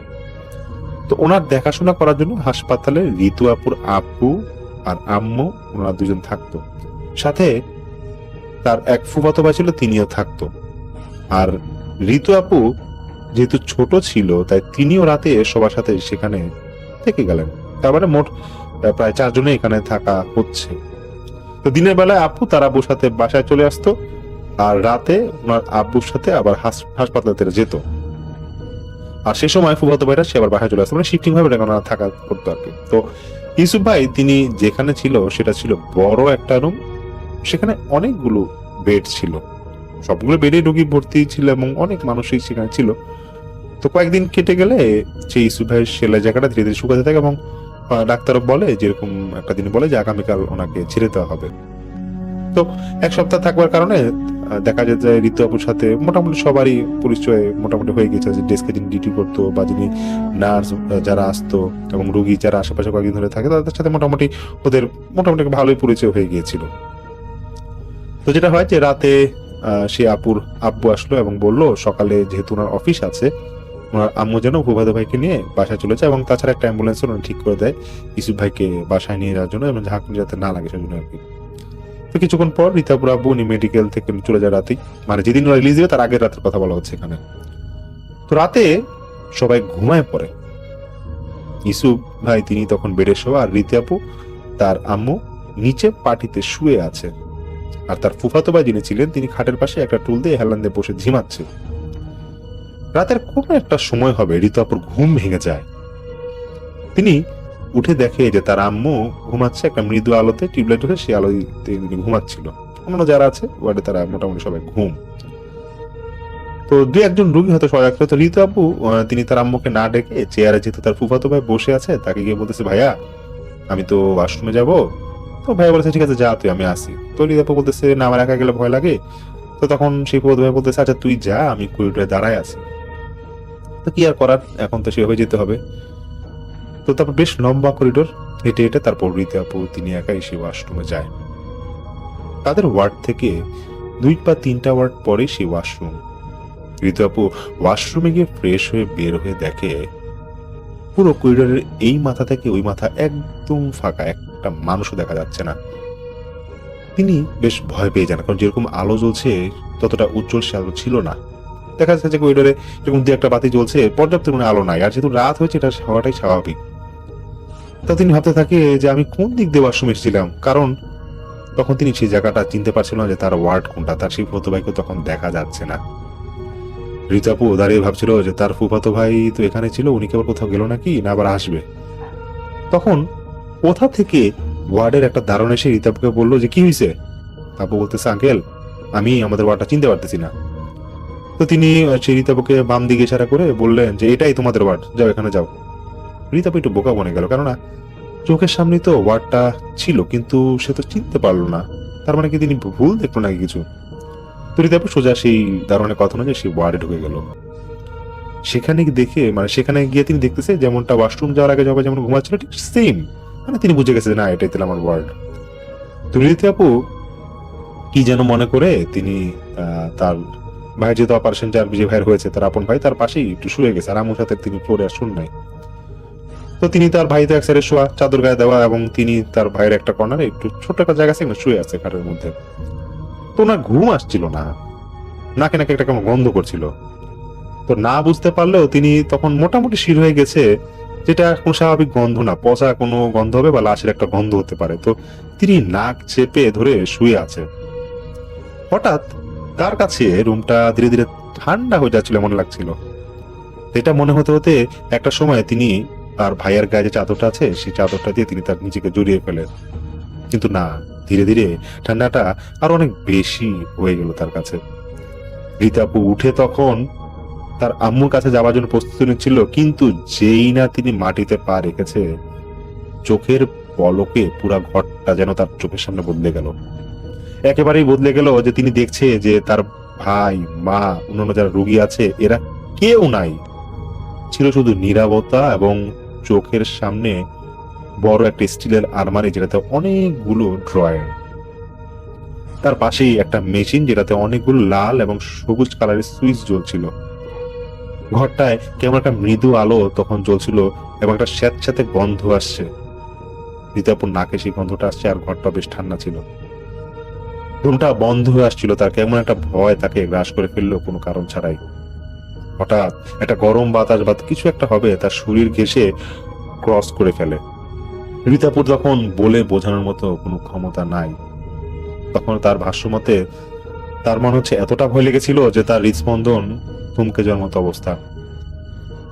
সেই মৃদু আলোতেই, ঘরের সেই মৃদু আলোতেই দরজাটা তিনি খুঁজতে থাকে, কিন্তু এই ঘরে তো কোনো দরজা তিনি খুঁজে পাচ্ছেন না। তিনি তাহলে প্রবেশ করলো কিভাবে? টিকতে না পেরে এবার তিনি আম্মু আম্মু বলে জোর চিৎকার করতে লাগলো। ঠিক সেই মুহূর্তে আলমারির ভিতর থেকে, যেখানে ড্রয়ার গুলো ভিতরে ছিল, সেখান থেকে ঝনঝন করে শব্দ আসছিল। মনে হচ্ছিল কেউ আলমারির ভিতর থেকে ধাক্কাচ্ছে, ভাঙার মতো একটা অবস্থা হয়ে গেছিল। মনে হচ্ছে যে লাথি ঘুষি কেউ দিচ্ছে। হঠাৎ করে পিছন থেকে দরজা খোলার শব্দ পেল রীতি আপু। তিনি ঘুরে দাঁড়াতেই দেখেন দুইজন লোক একটা ট্রলি নিয়ে এসেছে। ট্রলিতে একটা লাশ ছিল, যেটা দেখে বোঝা যাচ্ছিল। ঋতু আপুকে এভাবে দেখে লোক দুটো মনে হয় ভয়ই পেল। একজন তো পুরো মাটিতে নাকি বসে গেছিল। ঋতু আপু তখন হুট করে আবার জোরে কান্না শুরু করে। ট্রলির পিছনে থাকা লোকটা বুঝতে পারে যে তাদের সামনে থাকা মেয়েটা অন্য কিছু না, বরং একজন মানুষ। তখন তাকে বলে যে তুমি কে, এখানে কেন, কিভাবে আসলে? ঋতু আপু তখন তাদেরকে সব খুলে বলে যে একটু আগে সে কিভাবে সে এখানে এসেছে, কি কি দেখেছে। তখন ওনারা যা বলছিলেন তা ছিল রীতাপুর জীবনের ভয়াবহ একটা বার্তা। ওনারা বলে যে এটা তো মর্গের হিমাঘর, এখানে লক থাকে সব সময়, এখানে তো অনুমতি ছাড়া কেউ ঢুকতে পারে না, তুমি কিভাবে ঢুকলা? রীতাপু তখন কথাটা শুনে আরো জোরে কাঁদতে থাকে। তিনি আর তখন একটা কথা বলতে পারে না। সেখানে থাকা দুজন লোক রীতাপুকে বাড়িয়ে দায়ের করিয়ে ওনাদের কাজ শেষ করে তারপর বাইরে দারোয়ান যে আছে তাকে বকাবকি করে, এবং দারোয়ান বলে যে আমি ওকে দেখি নাই, যে কখন গেল, আমি তো এখানে পাহারায় ছিলাম। এবং রীতাপুকে জিজ্ঞেস করে তখন তুমি কয় নাম্বার ওয়ার্ডে থাকো? রীতাপু বলে যে আমি ওয়ার্ডে থাকি। তখন সে দুজন লোক ওনাকে সেখানে নিয়ে যায় ওদের ওয়ার্ডে। অদ্ভুত ব্যাপার ছিল এটা যে রীতাপু যে ওয়ার্ডে আটকা পড়েছিল এটা 3টা ওয়ার্ড পরে ছিল, মানে এটা 3টা ওয়ার্ড পরে ছিল তাদের ওয়ার্ড। তো সেই লোকরা রীতাপুর আমার কাছে নিয়ে গিয়ে বলেন যে আপনি মেয়ে ভয় পাইছে, একটু দেখে টেনে রাখবেন, এত রাতে ছাড়ছেন কেন এভাবে, বাচ্চা মানুষ না। রীতাপুর আম্মা তাদেরকে বলেন যে তিনি নাকি প্রায় ঘন্টা খানিক ধরে তার মেয়েকে খুঁজছিলেন। আশেপাশের রুগীরাও যেহেতু চেনা জানা ছিল ওরা খুঁজছিল, কিন্তু রীতাপুর ধারণা যে তিনি সেই রুমটায় বিষয়ে আধা ঘন্টার মতো ছিল। তার কাছে তেমনই মনে হয়েছে। খুব ভয় লেগেছিল রীতাপুর। সকালবেলা তখন কোনো মতে তারা বাসায় ফিরে আসে, যেহেতু তার ভাইকে তখন ভিজ দেওয়া হয়। বাসায় এসে বিস্তারিত সবাই মুখে মুখে যখন তা জানাজানি হয়, তার বাবা কোথা থেকে যেন পরা পানি এনে তাকে পরা পানি খাইয়ে দেয় এবং বড়ি পাতা দিয়ে পানি গরম করে ওনাকে গোসল করিয়ে দেয়। এরপর অনেকগুলো বছর কেটে যায়, কিন্তু রীতাপুর সাথে আর কখনো কোনো সমস্যা হয়নি।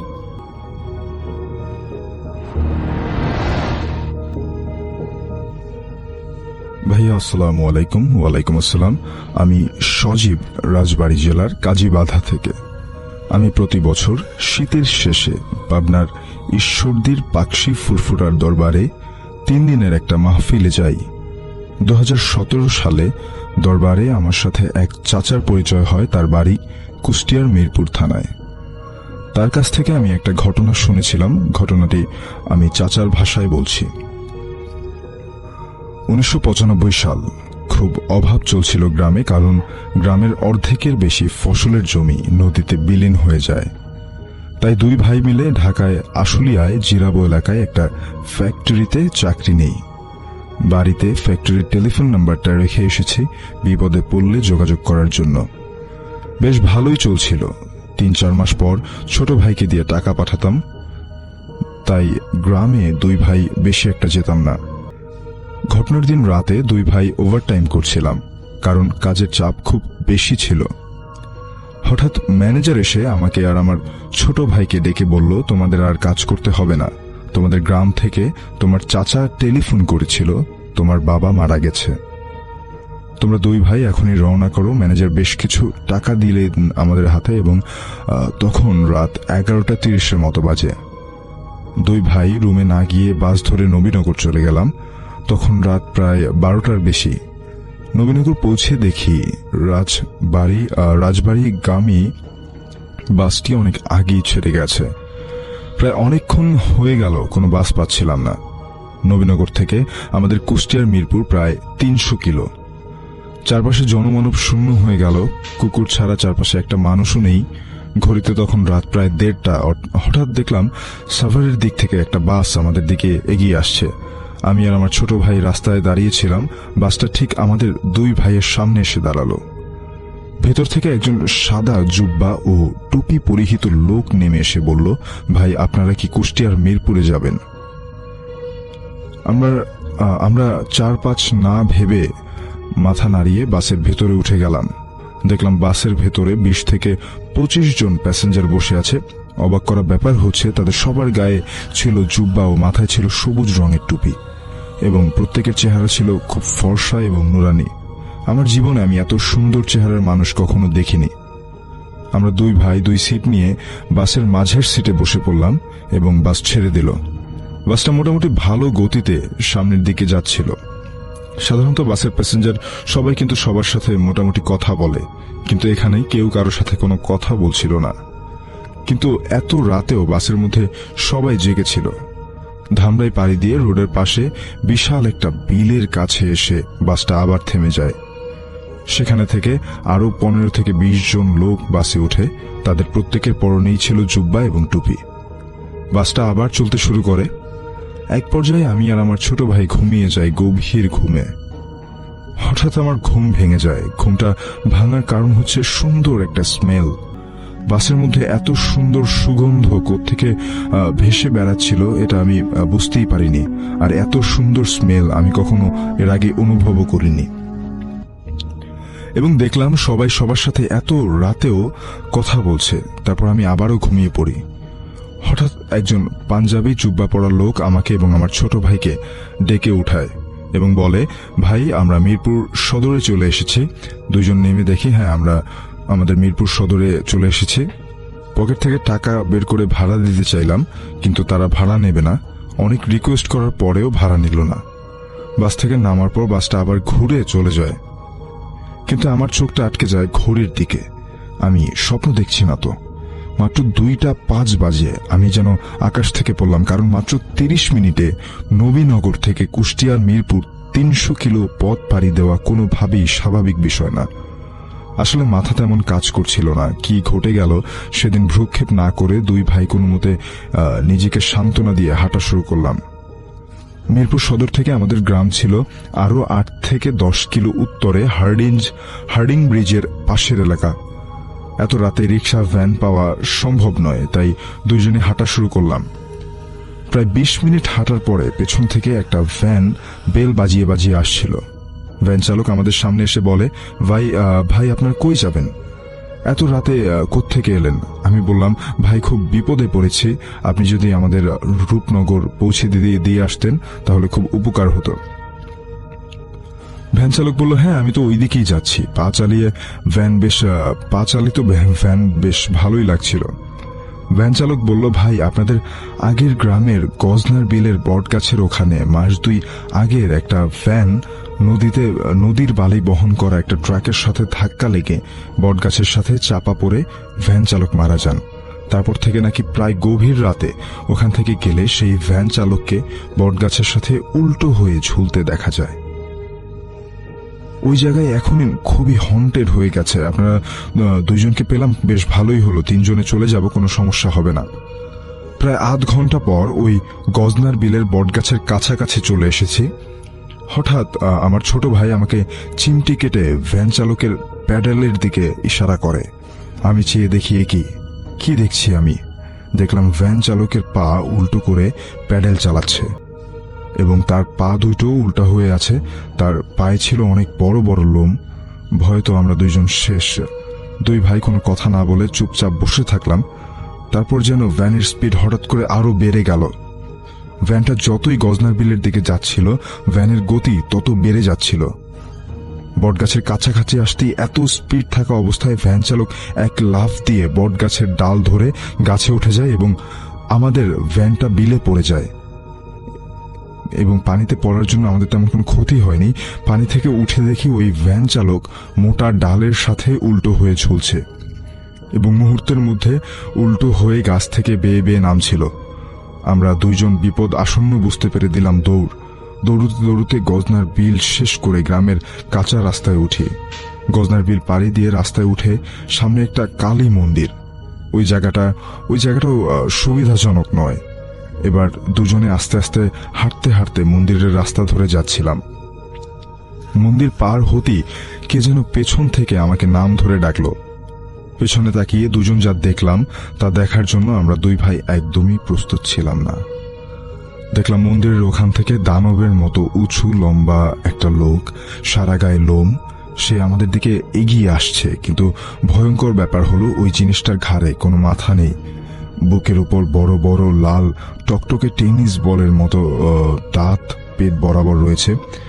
এটা দেখে 2 ভাই দৌড়তে দৌড়তে এসে কোনো কিছুর সাথে ধাক্কা লেগে আমি পড়ে যাই। তারপর কি ঘটেছিল আমার আর কিছু মনে নেই। সকালে জ্ঞান ফিরে নিজেকে আবিষ্কার করলাম আমাদের বাড়িতে। দেখলাম অনেক লোকের ভিড় আমাদের বাড়িতে। তারপর আবার 3য়বারের মতো অজ্ঞান হয়ে গেলাম, কারণ আমি মাথা রেখে বাবার কোলে শুয়েছিলাম। তাকিয়ে দেখলাম বাবা আমাদের দিকে তাকিয়ে হাসছে। আবার জ্ঞান ফিরে আসলে আমার ছোট ভাই বলে বাবা মারা যায়নি, আর বাড়ি থেকে কেউ নাকি ফ্যাক্টরিতে টেলিফোনও করেনি। আমি চিন্তা করলাম ফ্যাক্টরির ম্যানেজার হয়তো আমাদের সাথে মজা করেছে, অনেকদিন বাড়ি আসি না তাই। পরে শুনতে পেলাম ওই গলা কাটা জিনকে দেখে আমরা 2 ভাই যখন দৌড়চ্ছিলাম তখন আমার ছোট ভাই অনেকটা এগিয়ে গিয়েছিল আমার থেকে, কিন্তু আমি গাছের সাথে ধাক্কা লেগে পড়ে যাই। আমার ছোট ভাই প্রায় বাড়ির কাছে এসে আমাকে না পেয়ে বাড়ির থেকে বাবা, কাকা এবং আরো কয়েকজনকে নিয়ে আমাকে খুঁজতে বের হয়। আমাকে খুঁজতে খুঁজতে পাওয়া গেল সেই গজনার বিলের বটগাছের গোড়ায়। কিন্তু আমি গজনার বিলের বটগাছের কাছে কিভাবে এলাম এবং গজনার বিলের বটগাছের ওখানে সত্যি ট্রাকের সাথে ভ্যানের একটা অ্যাক্সিডেন্ট হয় এবং ভ্যান চালক সেখানে মারা যায়। এবং তারপর থেকেই নাকি ওই ভ্যান চালককে বিভিন্ন রূপে দেখেছে এবং ভয়ও পেয়েছে অনেকেই। বেশ কয়েকদিন ছুটি কাটিয়ে ঢাকায় চলে আসি। এসে ম্যানেজারকে আমি প্রশ্ন করলাম যে এই বিষয়ে তিনি কেন মজা করলেন। ম্যানেজার বলল, ভাই তোমাদের সাথে আমি কি এমন মজা করলাম? তখন বললাম, সেদিন রাত্রে আপনি যে বললেন না আমাদের বাবা মারা গেছে, আমাদের 2000 টাকা দিয়ে পাঠিয়ে দিলেন। তখন ম্যানেজার বলল, আরে বোকা, আমি তো প্রতিদিন রাত 8টার পর তোমাদের কাজ বুঝিয়ে দিয়ে চলে যাই, তো কি বলো তোমরা? তখন চিন্তা করলাম, হ্যাঁ তাই তো, ম্যানেজার তো ওভারটাইম করে না, কেননা তার বেতন ফিক্সড। কিন্তু সেদিন রাতে কে বলল তোমার বাবা মারা গেছে? আর পথে এমন ধরনের সব অস্বাভাবিক ঘটনা, আর কেই বা দিয়েছিল ম্যানেজার রূপ করে সেই 2000 টাকা? এই ঘটনা আমার জীবনের স্মৃতির পাতায় সারা জীবন রয়ে যাবে। অনেকে হয়তো ঘটনাটা শুনে বিশ্বাস করতে পারছেন না। সত্যি বলছি, যিনি ঘটনাটা বলেছেন তিনি বলেছেন যে এমন অন্ধকার রাত যেন কারো জীবনে আর না আসে। ভাইয়া, এটাই ছিল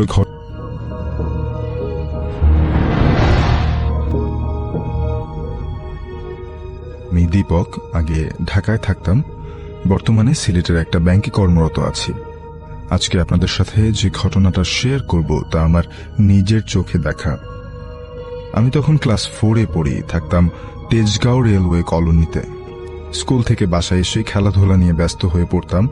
যেদিনের ঘটনা সেদিন বিকেলেও স্কুল থেকে এসে খেলতে লাগলাম। আমাদের বাসার ঠিক সামনের বাসায় রাকিব নামে একটা ছেলে থাকতো, আমাদের সমবয়সী, দারুণ খ্যাপাটে মেজাজের এবং ডান পিটে। আমরা সবাই তাকে একটু ভয় করতাম। সে যাই হোক, সেদিন আমরা ক্রিকেট খেলছিলাম। রাকিবদের বাড়ির সামনে একটা মাঠের মতো ছোট জায়গা আছে, বেশি বড় জায়গা না, কিন্তু আমাদের মতো বাচ্চাদের জন্য যথেষ্ট। তার ঠিক বাম পাশে একটা বিরাট বড় বেল গাছ। সেই গাছে অনেক বড় বড় বেল ধরত, তবে কেন জানি না কেউ সেই গাছের বেল খেত না। এমনকি আমরা ছোটরাও এড়িয়ে চলতাম গাছটিকে। আম্মু আব্বুরাও নিষেধ করতেন ওই গাছের আশেপাশে যেতে। যাই হোক, আমাদের মাঝে একটা ছেলে ছিল একটু বড় শরীরের। বড় শরীর মানে আমাদের সাথে একই ক্লাসে পড়ে, কিন্তু দেখতে আমাদের চেয়ে বড়। সে হঠাৎ করে একটা শট দিল এবং বল ওই বেল গাছের দিকে মারল। আমরা সবাই চেয়ে দেখলাম বলটা সোজা গিয়ে বেল গাছের একটু ঘন জায়গায় পড়ল এবং নিচে পড়ার আর কোনো আওয়াজ হলো না। অর্থাৎ বলটা আটকে গেল আর কি। আমাদের মধ্যে হুলস্থুল পড়ে গেল। এবার বল পারবে কে? কেউ রাজি হলো না আশেপাশে যাবার। হঠাৎ রাকিব এগিয়ে এলো এবং বলল সে গাছে উঠবে। আমরা না করলাম সবাই, কিন্তু সে কথা শুনল না এবং এক পর্যায়ে গাছে উঠে বসল। বেল গাছ সাধারণত একটু উপর থেকে ডাল ছাড়ে, কিন্তু এই গাছে তুলনামূলক নিচ থেকেই ডাল ছিল। রাকিব গাছে উঠে পড়ল দ্রুত। ও একটু লম্বা ছিল আমাদের চেয়ে, বেশি দেরি হলো না তাই উপরে উঠতে। আমরা পায়ে পায়ে এগিয়ে গেলাম সেই গাছের দিকে। বেল গাছটা খুবই ঘন ছিল, এটা না দেখে কেউ বিশ্বাস করবে না যে কতটা ঘন। হঠাৎ উপরে ওঠার পরে আমরা আর রাকিবকে দেখতে পেলাম না। সে উপর থেকে চিৎকার করে জিজ্ঞেস করতে লাগলো যে বলটা কত উপরে পড়েছে। আমরা তাকে দেখতে না পেয়ে বারবার বলতে লাগলাম মাঝ বরাবর পড়েছে মনে হয়। সে প্রায় 4-5 মিনিট খোঁজাখুঁজির পরে বলল যে বল পাচ্ছি না, উপর থেকে নেমে যাই। আমরা বললাম ঠিক আছে। ও নামার সময় হঠাৎ আউ করে একটা চেঁচিয়ে উঠলো এবং বলতে লাগলো ওরে ব্যথা পাচ্ছি, আমাকে ছাড়ো, আমাকে ছাড়ো, বাঁচাও বাঁচাও, এভাবে চিৎকার করতে লাগলো। খুব দ্রুত গাছ থেকে নেমে এলো। এরপর যা দেখলাম তাতে আমাদের পিলে চমকে গেল। রাকিবের উরুর পাশে এক খাবলা মাংস নেই। ভাই মিথ্যা বলছি না, কেউ যেন গর্ত করে কেটে নিয়েছে এক মুঠো মাংস। এক নাগারে রক্ত গড়িয়ে গড়িয়ে পড়ছে। রাকিব গাছ থেকে নেমে একবার উপরে তাকিয়ে বাড়ির দিকে দৌড় মারল। আমাদের মধ্যে কয়েকজন ভয় পেয়ে যে যার বাড়িতে ছুটে গেলাম এবং আমিও আরো 2-3 জন রাকিবের পিছন পিছন ওর বাসায় গেলাম। রাকিব ততক্ষণে দরজা থেকে ঢুকে পড়েছে। তার চিৎকার শুনে আঙ্কেল আন্টি বেরিয়ে এলো ভেতর থেকে। তার এই অবস্থা দেখে সবাই ভয় এবং কষ্টে চিৎকারে করে উঠল। রাকিব ঘরে ঢুকেই অজ্ঞান হয়ে পড়ল। দ্রুত আঙ্কেল তাকে নিয়ে ছুটলেন আল রাজি হাসপাতালে। সেখানে নেওয়ার পরে ঘোষণা করা হলো 20 মিনিট পর রাকিব মারা যায় হাসপাতালেই। পরিশেষে রাকিবের মৃত্যুর পরে পুরো এলাকার মানুষ জমে যায় তার বাড়িতে। আন্টি এক নাগারে বিলাপ করে কান্নাকাটি করছিল। আমি জীবনের প্রথম চোখের সামনে মৃত্যু ঘটা দেখলাম। রাকিবকে হাসপাতাল থেকে নিয়ে আসা হয় বাসায়। লাশটা যখন গোসল করানো হয় তখন সবাই বলছিল তার শরীর নাকি খুব দ্রুত ঠান্ডা হয়ে যাচ্ছিল এবং কেমন যেন শক্ত হয়ে যাচ্ছিল। দ্রুত জানাজা শেষে তাকে আজিমপুরি কবর দেয়া হয় সব মুরব্বীদের পরামর্শে। রাকিবের লাশ জানাজার পরে আর দেখানো হয়নি, যদিও নিয়ম থাকে যে জানাজার পরে মানুষ লাশ দেখতে পারে, কিন্তু তার লাশ দেখানো হয়নি। আমার ছোটবেলায় এর চেয়ে ভয়ঙ্কর কাটানোর কথা আমি কখনো চিন্তাও করিনি। প্রিয় একটি বন্ধুকে হারালাম, তাও এমন ভাবে যা স্বপ্নেও আসেনি। সেই বেল গাছটা কেটে ফেলা হয়। গাছটি কাটার পর নাকি প্রায় রাতেই আঙ্কেলদের টিনের চালে কেউ এক নাগারে কিছু একটা দিয়ে বাড়ি দিত, ধাতব কিছু একটা। প্রচন্ড আওয়াজ হলেও কেউ সাহস করে বের হতো না। আর ঘুমের মধ্যে আন্টি প্রায় দেখতেন একটা বিদঘুটে মানব দেহ তার দিকে এগিয়ে আসছে। আঙ্কেলরা বেশি দিন থাকেননি সেই বাড়িতে, বাড়িটা ছেড়ে চলে যান কয়েক মাস পরেই। আমার বাবাও বদলি হয়ে যান, আমরাও চলে যাই নতুন ঠিকানায়। আমি জানি না রাকিবের মৃত্যুর কারণ কি ছিল। ছোট ছিলাম তাই কারোর সাথে এই বিষয়ে আলোচনাও করতে পারিনি। বড় হয়ে এখনো ভাবি সে কথা। এখনো মনে আছে রাকিবকে। আল্লাহ রাকিবকে সব সময় ভালো রাখুক, অনেক ভালো। তোমাকে ভুলবো না রাকিব।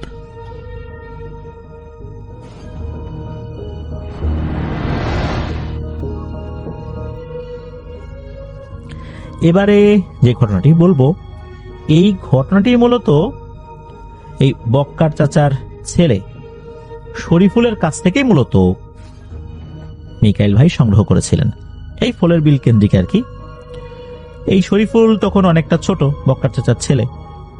ওই যে যার কথা আমরা বলেছিলাম যে ওই চানমিয়ার বোনের সাথে ওই বিলে যেত আর কি খাবার নিয়ে, তার কথা আর কি শরীফুল।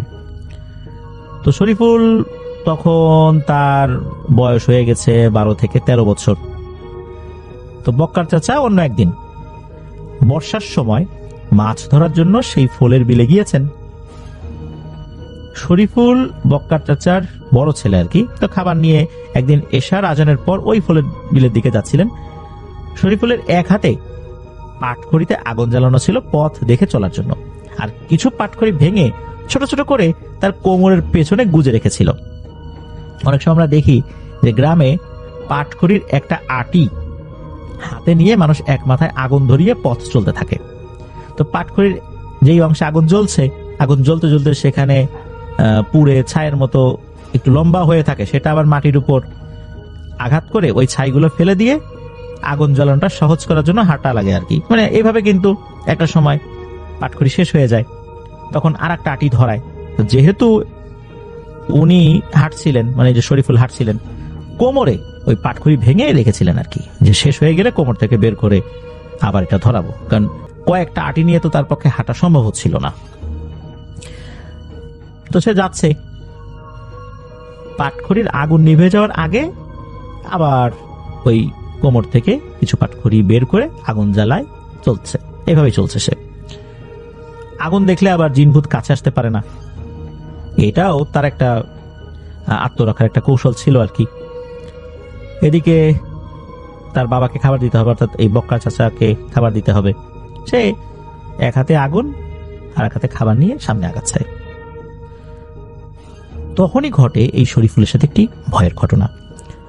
শরীফুল যখন তার বাবার খাবার নিয়ে, অর্থাৎ বক্কা চাচার খাবার নিয়ে নিজাম ভাইয়ের সেচ পাম্প পার হবে, ঠিক তখনই দেখতে পায় শরীফুলের মাথার উপর দিয়ে একটি নারী মূর্তি তার শরীরে, অর্থাৎ তার শরীরে স্বর্ণালঙ্কার পেঁচানো রয়েছে। অদ্ভুত সব স্বর্ণালঙ্কার, এটা সচরাচর দেখা যায় না, এমন টাইপের একটা স্বর্ণালঙ্কার মনে হচ্ছে শরীরে পেঁচানো।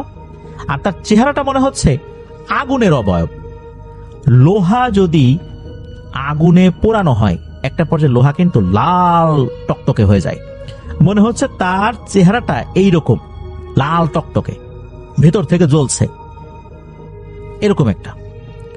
ওই জিনিসটা করলো কি, শরীফুলের কাছাকাছি এসে আবার মনে হলো ডিগবাজি দিয়ে কোন দিকে যেন চলে গেল, মানে উড়ে উড়ে এসে উড়ন্ত অবস্থায় একটা ডিগবাজি দিয়ে অন্যদিকে চলে গেল।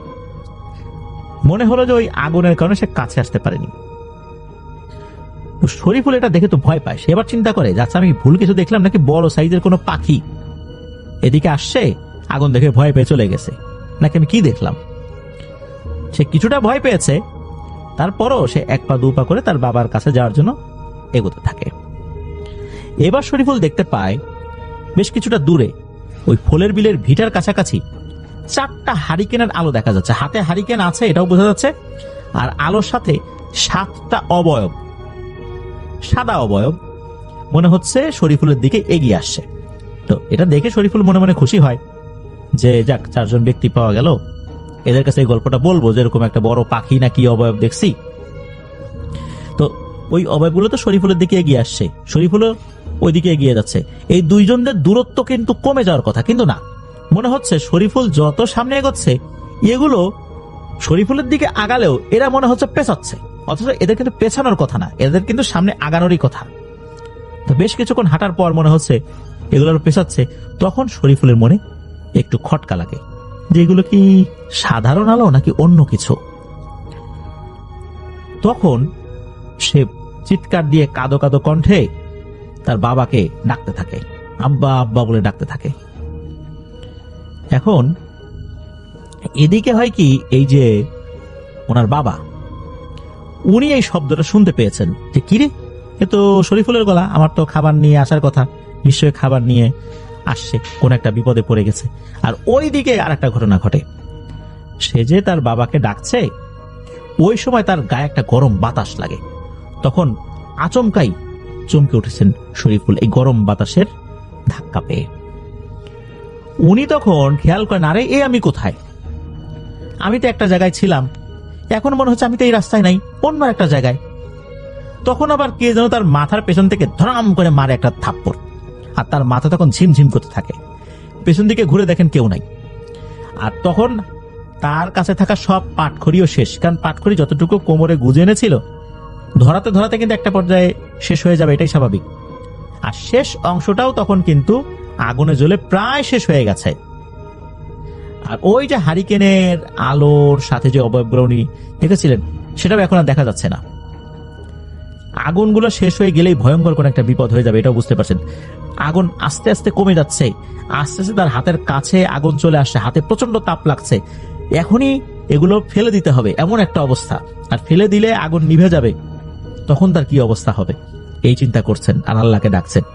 ওই সময় কে যেন পেছন থেকে খপ করে তার হাত চেপে ধরে আর বলে, এই তুই এদিকে আসলি কিভাবে?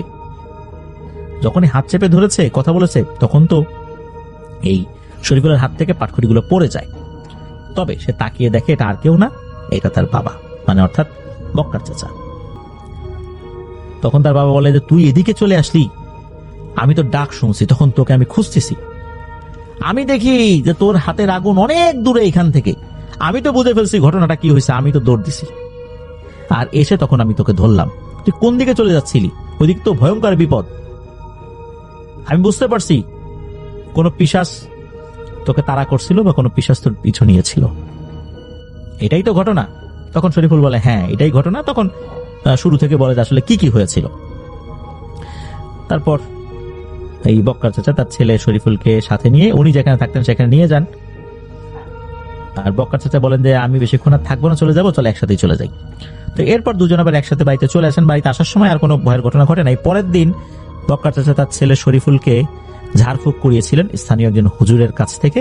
তা আল্লাহর রহমতে আর কোনো সমস্যা হয় নাই। তো শরীফুল জানিয়েছেন যে এই ঘটনার কথা মনে পড়লে এখনো তার শরীর কেঁপে ওঠে, যে ওই রাত্রে ওই সময় তার বাবা যদি না আসতেন কি একটা অবস্থা হতো। আল্লাহর অশেষ রহমত ছিল, ওনার বাবা চলে এসেছিলেন। এটাই শরীফুল ভাই বলেন যে আসলে ওই রাতে কিভাবে যে বেঁচে গেছেন আল্লাহর অশেষ মেহেরবানি আর কি।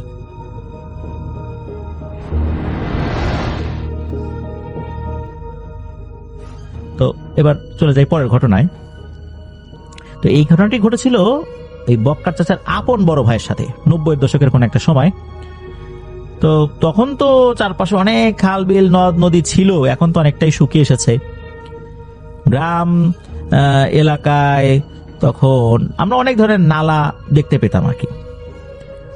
আর ওই সময় কানাবিল পার হয়ে এই বক্কার চাচাদেরকে বাজারে যেতে হতো। বাজার থেকে বক্কার চাচাদের বাড়ির দূরত্ব প্রায় 1 থেকে 1.5 কিলোমিটার মতো ছিল। তেমনি একসময় বক্কার চাচার বড় ভাই একদিন হাটের দিন বাজারে গিয়েছেন বিকেল বেলা বাজার করতে।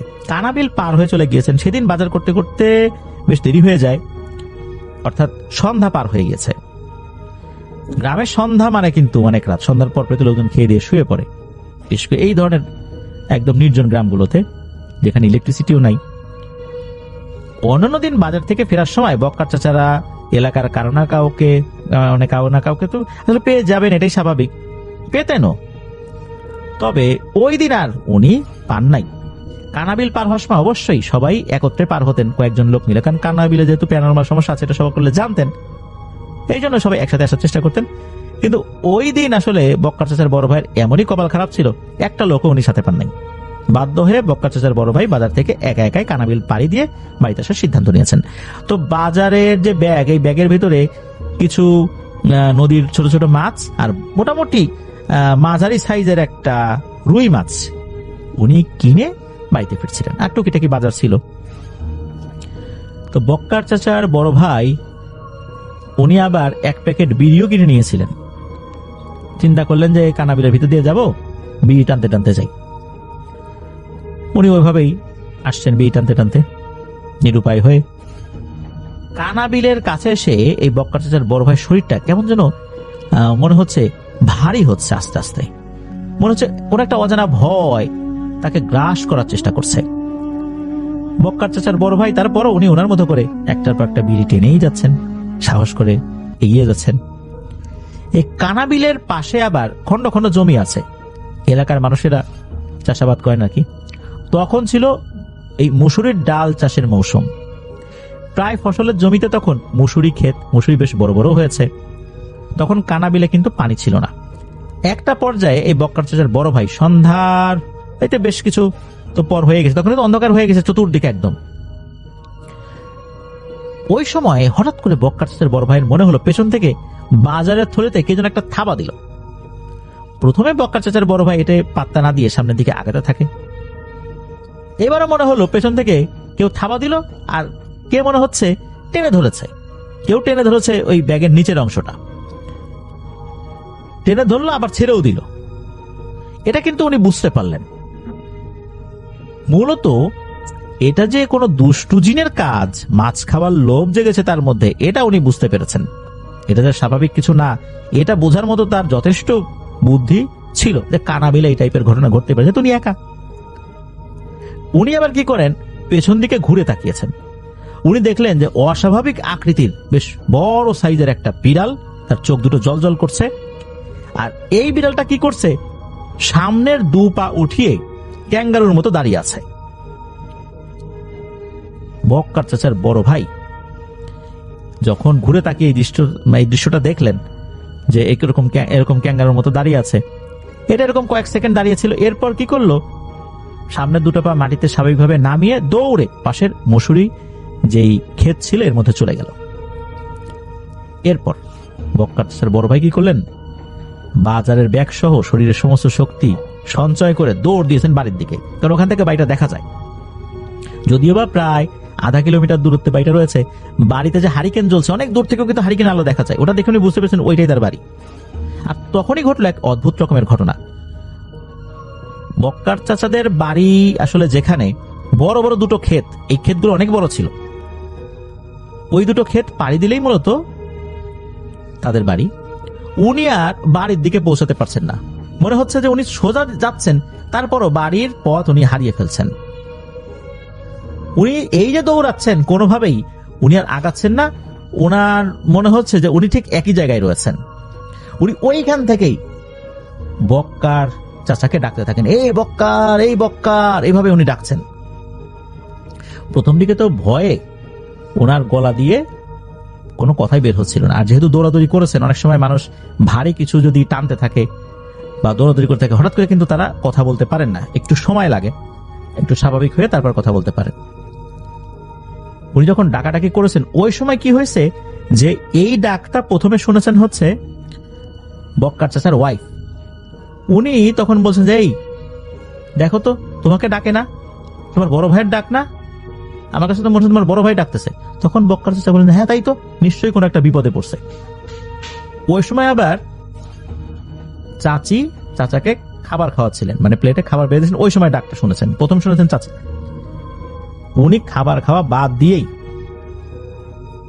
ওই শব্দটা কোন দিক থেকে আসছে ওই জিনিসটা চিন্তা করে ওই দিকে দৌড় দিয়েছেন। উনি আবার ওনার পাশে থাকা হারিকেনটা নিয়েই দৌড় দিয়েছিলেন। এদিকে দূর থেকে বাড়ি থেকে একটা হারিকেন বের হয়ে আসতে উনি দেখেছেন। দেখার পর উনি আর দৌড়াদৌড়ি করেন নাই, ওইখানে দাঁড়িয়ে গেছেন। উনি বলছেন যে এই এদিকে আয়, এদিকে আয়, আমি বিপদে পড়ছি রে, তাড়াতাড়ি এদিকে আয়। তখন দূর থেকে বলছেন যে ও বড় ভাই কি হয়েছে? তখন উনি বলছেন যে আচ্ছা বলবো সব, আয় এদিকে আয়, একটু কাছে আয়। তখন অল্প সময়ের মধ্যেই বক্কার চাচা তার বড় ভাইয়ের কাছে চলে আসেন, বলেন কি হয়েছে? তখন বক্কার চাচা উনি শুনতে পান যে ঘটনাটা আসলে কি, আর এটাও বুঝতে পারেন এটা কানা ভুলোতে ধরেছিল তাকে। এরপর 2 ভাই মিলে বাড়িতে চলে আসেন। যখন বাড়িতে আসেন তখন দেখতে পেলেন এই বাজারের ব্যাগে যে মাছ ছিল, রুই মাছটার মাথা রয়েছে আর শরীরের কিছুই নেই। অন্যান্য মাছ যেগুলো ছিল সেগুলোর শুধু মাথা পড়ে রয়েছে ব্যাগের মধ্যে, বাকি অংশ নাই। আর টুকিটাকি যে বাজারগুলো ছিল সেগুলো ঠিকঠাক আছে। ওই বাজারের একটা কিছু ওনারা ধরেন নাই, ওই ব্যাগ সমেত ওনারা বাড়ির বাইরে ফেলে দিয়েছিলেন। আর ওই রাত্রেই বক্কার চাচার বড় ভাইকে ওই যে গ্রামীণ যে চিকিৎসা যেগুলো ভয় পেলে দেওয়া হয়, গরম পানি করে তাতে লোহা ডুবিয়ে লবণ গুলিয়ে সেই পানি খাওয়ানো হয়েছিল এবং সেই পানিতে গোসল করানো হয়েছিল অন্য পানির সাথে ওই পানিটা মিশিয়ে। তা আল্লাহর রহমতে ওনার সাথে আর কোনো ধরনের কোনো সমস্যা হয়নি। এবারে একদম শেষ ঘটনায় চলে আসি। এই ঘটনাটা মূলত বক্কার চাচার বাবা উনি বলেছিলেন বক্কার চাচাকে। এটা অনেক আগের ঘটনা। এটা মূলত একটা উপদেশ বাণী ছিল, একটা ছোট ঘটনার মাধ্যমে একটা মেসেজ দিতে চেয়েছিলেন বক্কার চাচার বাবা বক্কার চাচাকে।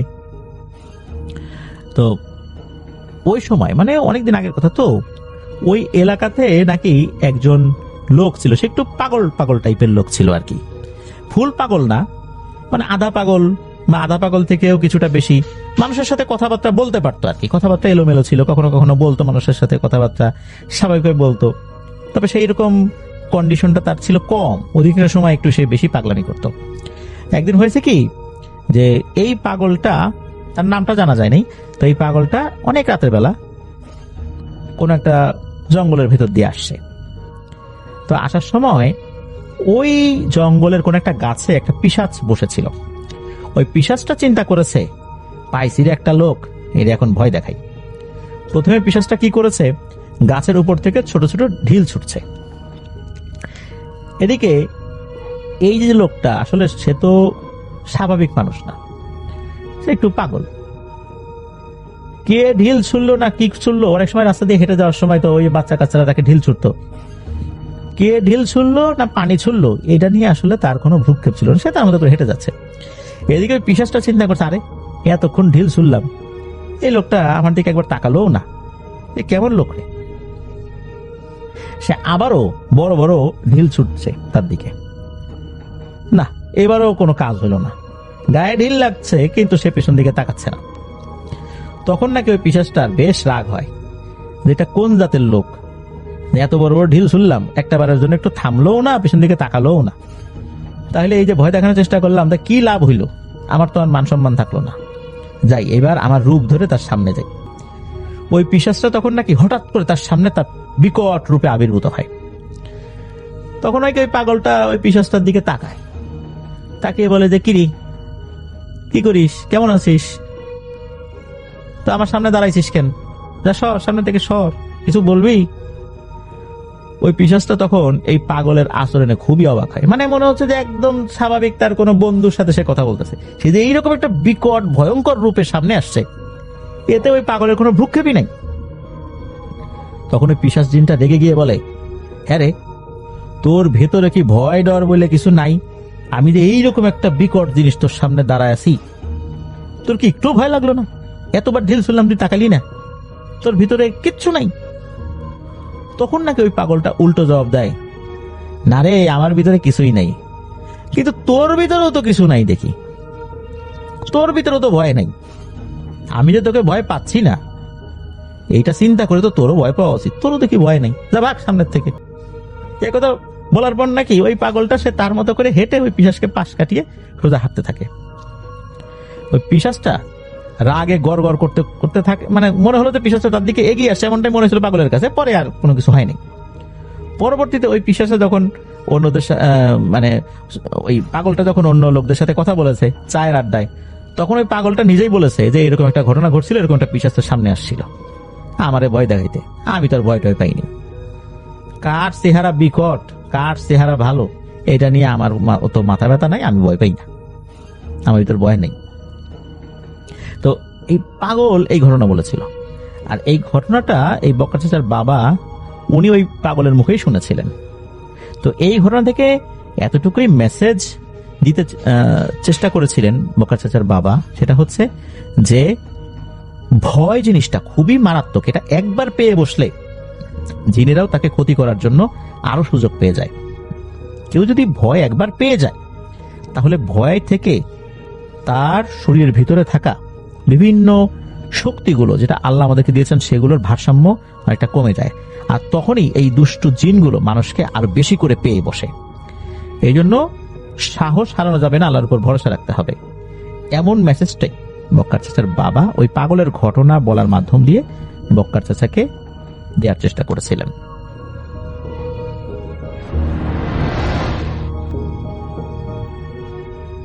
আসসালামু আলাইকুম রাসেল ভাই, আশা করি আপনি ভালো আছেন। আপনি সবসময় ভালোর দলেই থাকেন।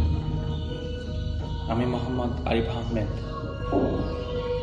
বলছি কুড়িগ্রাম থেকে। তো আমি আজকে যে ঘটনাটি আপনার সাথে শেয়ার করতে যাচ্ছি, এই ঘটনাটি মূলত ঘটেছিল আমার এক বন্ধুর সাথে। তো আমি পড়াশোনা করি ইউনাইটেড ইন্টারন্যাশনাল ইউনিভার্সিটিতে। এখন আমার গ্র্যাজুয়েশন কমপ্লিট হয়েছে। তো এই ঘটনাটা ছিল তখনকার, যখন আমি ঢাকার মধ্যে ছিলাম, মানে পড়াশোনার পারপাসে ওখানে ছিলাম। বলতে গেলে আমরা একই বিল্ডিংয়ে ছিলাম। তো এই ঘটনাটি তার সাথে মূলত ঘটেছিল সে আগের বাসায় যখন ছিল, মানে আগের বিল্ডিংয়ে ফ্ল্যাটে যখন ছিল, তখন তার সাথে এই ঘটনাটি ঘটেছে। এবং সে যখন আমার ফ্ল্যাটে ওঠে তখন এই ঘটনাটি আমার সাথে শেয়ার করেছে। তো সে আমাকে যেভাবে শেয়ার করেছে ঘটনাটি, আমি সেভাবেই বলার চেষ্টা করছি। কোনো ভুল ত্রুটি বা উচ্চারণে কোনো সমস্যা হলে আমার এই সমস্যাটিকে ক্ষমাসুন্দর দৃষ্টিতে দেখবেন। তো সে আমাকে যেভাবে ঘটনাটি বলেছে আমি সেভাবেই শুরু করছি। সে ঢাকায় যাওয়ার পর একটা ফ্ল্যাট খুঁজছিল। তখন সে ফ্রেশার ছিল। তো ইউনিভার্সিটির পাশে সাইদনগরে, মানে নতুন বাজারে সাইদনগরে একটা ফ্ল্যাটে ওঠে। তো সে ফ্ল্যাটটা নতুন হয়েছিল, সেখানে আর কি নতুনভাবে সে এবং আরও কয়েকজন বন্ধু মিলে ফ্ল্যাটটি নেয়। তো স্বাভাবিকভাবেই ফ্ল্যাটটি ছিল আমাদের ইউনিভার্সিটির পাশাপাশি, সেও অবশ্য আমাদের ইউনিভার্সিটির স্টুডেন্ট ছিল। তো তখন সে স্বাভাবিকভাবেই থাকে।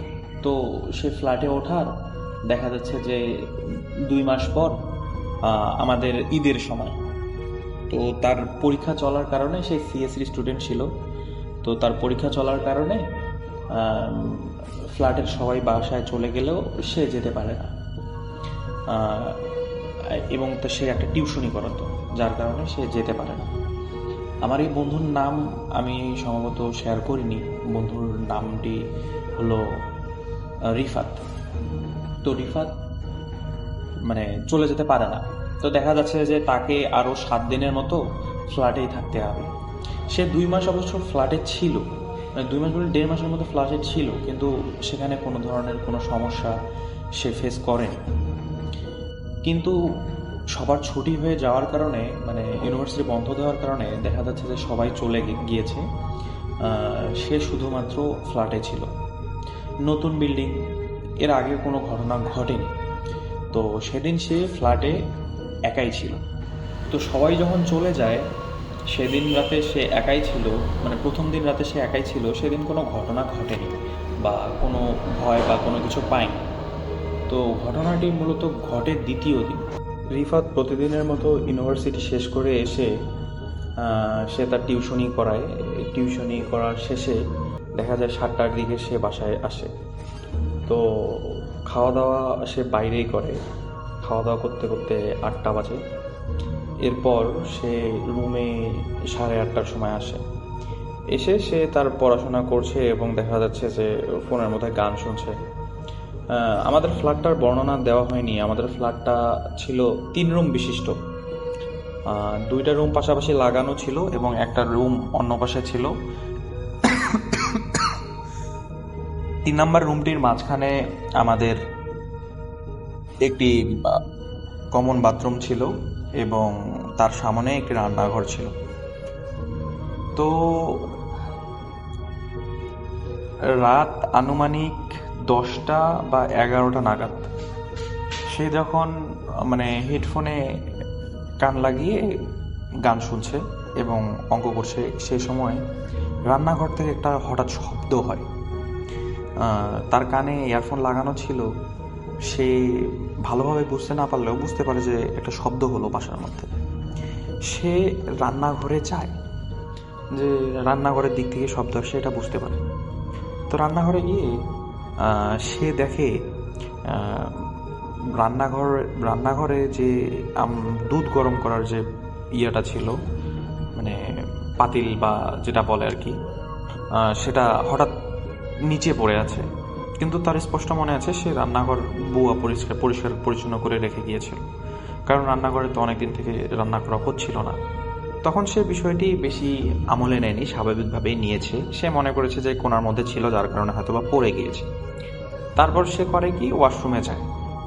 ওয়াশরুম থেকে বের হওয়ার সময় সে দেখতে পায় মানে বারান্দা থেকে তার রুমের মধ্যে কিছু একটা হুট করে ঢুকে গেল।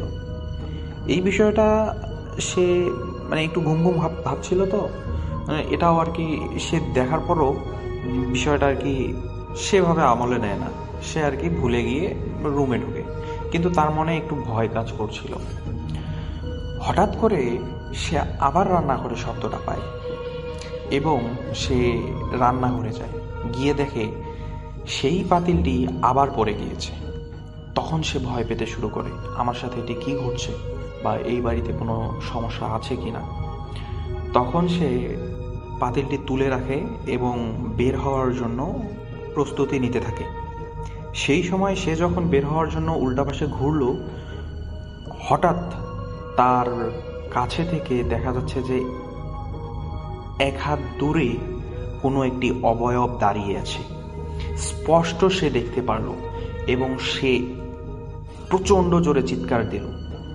সে যখন চিৎকার দিচ্ছিল তখন সে মানে তার মধ্যে নাই, তার শরীরের লোম সব দাঁড়ায় গিয়েছিল এবং তার চিৎকারে আশেপাশের মানুষ এই শব্দটি শুনতে পায়।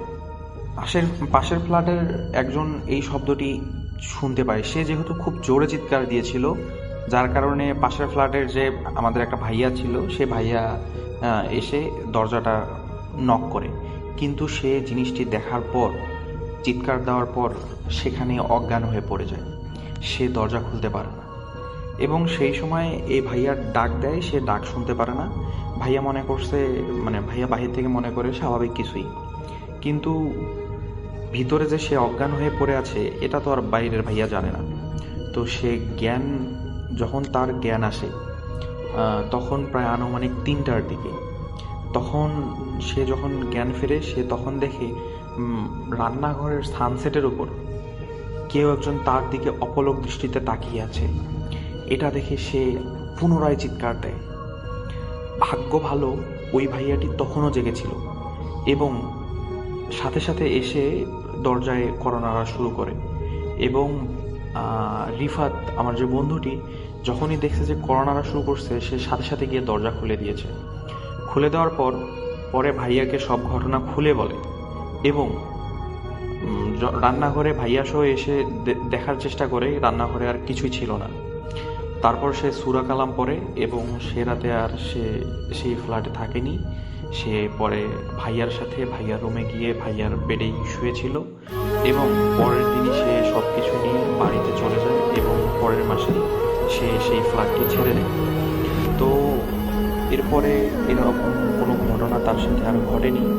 হ্যাঁ, পরবর্তীতে সে একজন কবিরাজের কাছে গেলে সে কবিরাজ বলে যে সেই বাসাতে একটা ভয়ঙ্কর জিন ছিল, যার কারণে সে সেদিন একা থাকার কারণে তাকে একটু ভয় দেখানোর চেষ্টা করেছিল। তো এই ছিল তার সাথে ঘটনা। সে আমাকে এভাবেই শেয়ার করেছে, আমাকে যেভাবে শেয়ার করেছে আমি সেভাবেই রাসেল ভাই আপনাকে শেয়ার করলাম।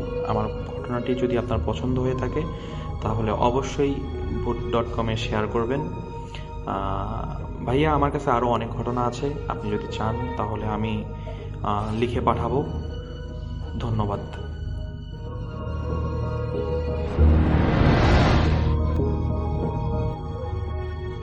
আসসালামু আলাইকুম রাসেল ভাই এবং ভূত.com এর সকল শ্রোতাকে জানাচ্ছি আমি আমার পক্ষ থেকে অসংখ্য শুভেচ্ছা ও অভিনন্দন এবং মোবারকবাদ।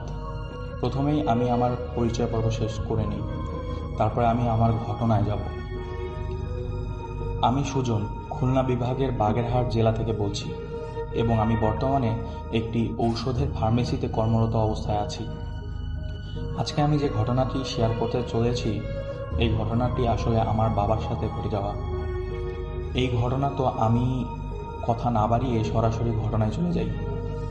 আসলে ঘটনাটি ঘটে 2007-08 সালের দিকে এবং ঘটনাটি ঘটে আমার দাদা বাড়িতে। তখন আমাদের জয়েন্ট ফ্যামিলি ছিল, আমরা আমার দাদা বাড়িতে একসাথেই থাকতাম। পরবর্তীতে আমাদের ওইখানে আর থাকা হয় না। ওইখান থেকে আমরা সরে গিয়ে অন্য একটি গ্রামে গিয়ে বাড়ি করেছি। তো ওই গ্রামের আমার দাদাবাড়ির একটি ঘটনা আমি আজকে শেয়ার করতে চলেছি।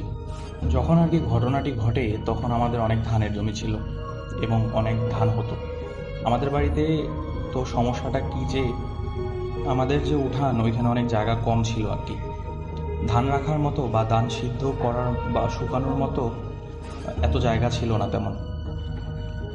কাজেই আমরা ধানগুলোকে আমাদের দাদাবাড়ির সাইডে একটা স্কুল মাঠ ছিল, ওই স্কুল মাঠে শুকাতাম। ধানগুলো সেখানে সিদ্ধ করা হতো, শুকানো হতো, রোদে দেওয়া হতো।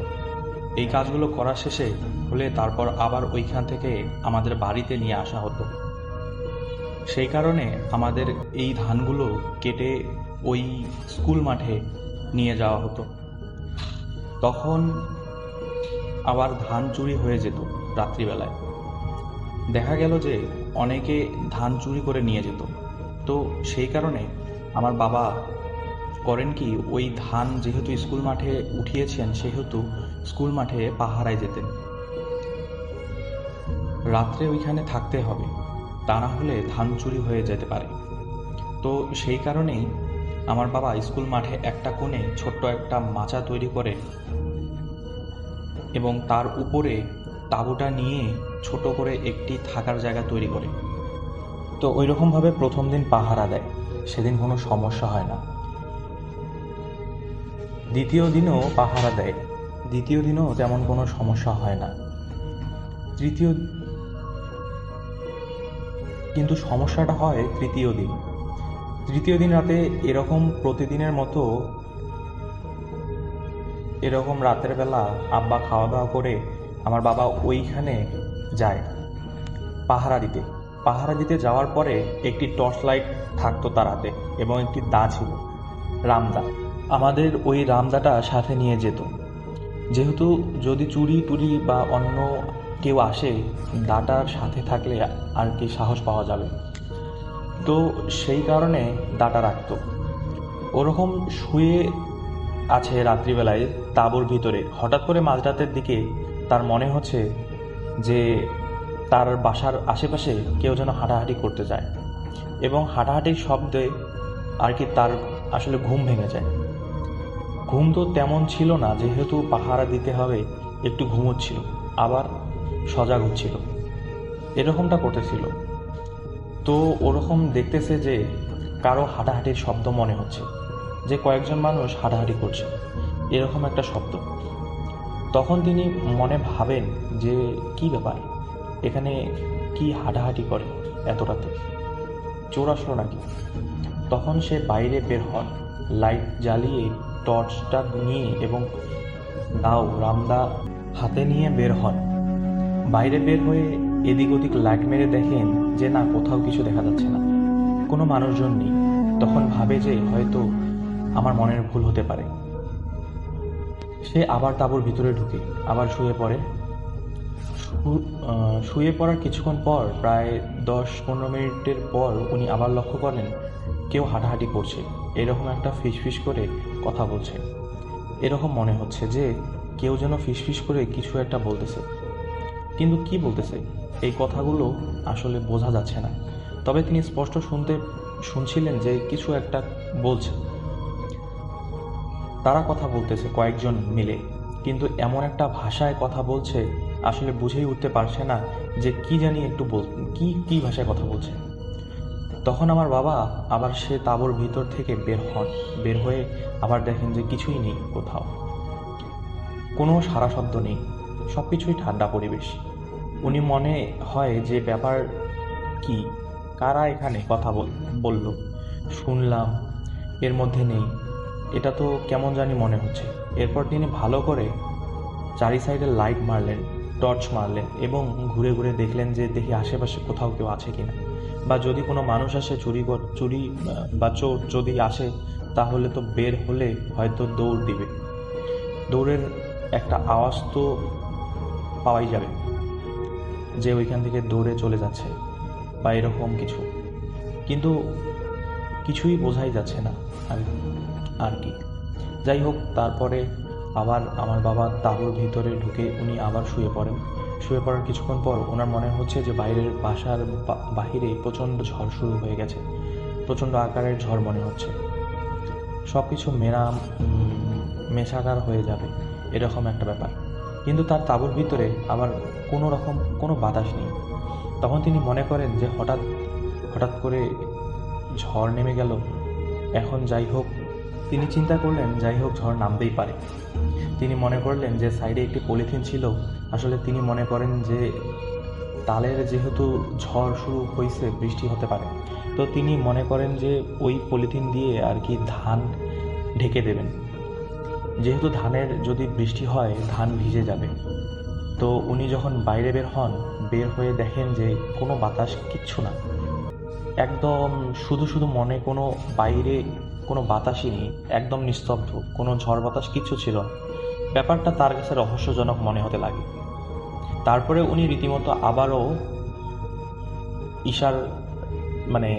তাঁবুর ভিতরে ঢুকে যান।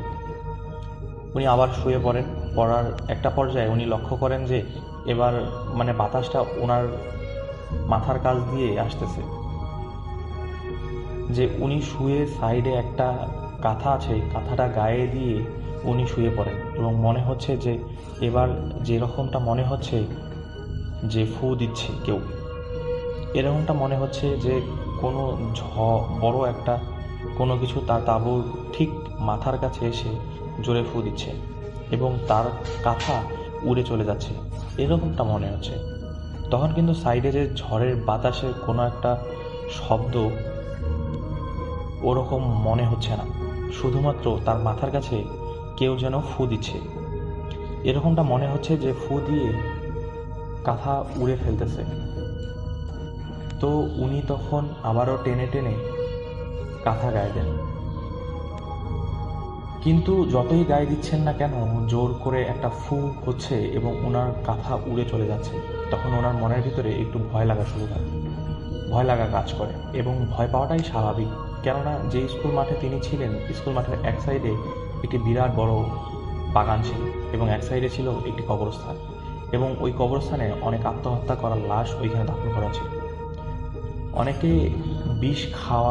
অনেকের বিষ খাওয়া, তারপরে গলায় রশি পিছনে মারা, এরকম আরও লাশ ছিল এখানে এই ব্যাপারটা। এবং তাছাড়া স্কুল মাঠে টুকটাক অনেক রকম ভয়ের জিনিস দেখা যেত আর কি। এটা ভেবে ওনার আসলে ভয় লাগা শুরু হয়। তখন যখন ভয় লাগে তখন তিনি করেন কি, যে কাঁথাটা তিনি মুড়ি দেন, মাথার উপরে দেন, দিয়ে শুয়ে থাকেন। কিন্তু রাসেল ভাই, কথাটা হচ্ছে যে যতই উনি কাঁথা মুড়ি দিচ্ছেন না কেন, ওই রকমটা একটা বাতাস প্রচণ্ড জোরে একটা ফু দিচ্ছে, এরকমটা মনে হচ্ছে এবং রীতিমতো তার কাঁথা উড়ে চলে যাচ্ছে। তো এই ঘটনার পরে ওনার আসলে খুব ভয় লাগতে শুরু করে। উনি মনে করেন যে এখানে থাকা যাবে না। উনি খুব ভয় পান এবং তাড়াতাড়ি তাঁবুর ভিতর থেকে উনি বাইরে চলে আসেন দাও হাতে নিয়ে এবং টর্চ হাতে নিয়ে। বাইরে এসে দেখেন যে কিছুই নেই, স্বাভাবিক। তখন তিনি বাসার দিকে রওনা দেন যে এখানে একা থাকা যাবে না, বাসায় চলে আসেন। বাসায় এসে সবাইকে বলেন যে এরকম আমার ওইখানে থাকতে ভয় লাগতেছে, এই ঘটনা হয়েছে, আর ধান তো পাহারা দিতেই হবে, তা না হলে তো চোর যেতে পারে। সেটা ভাবে আর কি। আমার বাড়িতে আমার ছোট মামা ছিল এবং আমার বড় ভাই, তাদের দুজনকে আর কি সাথে করে নিয়ে যান।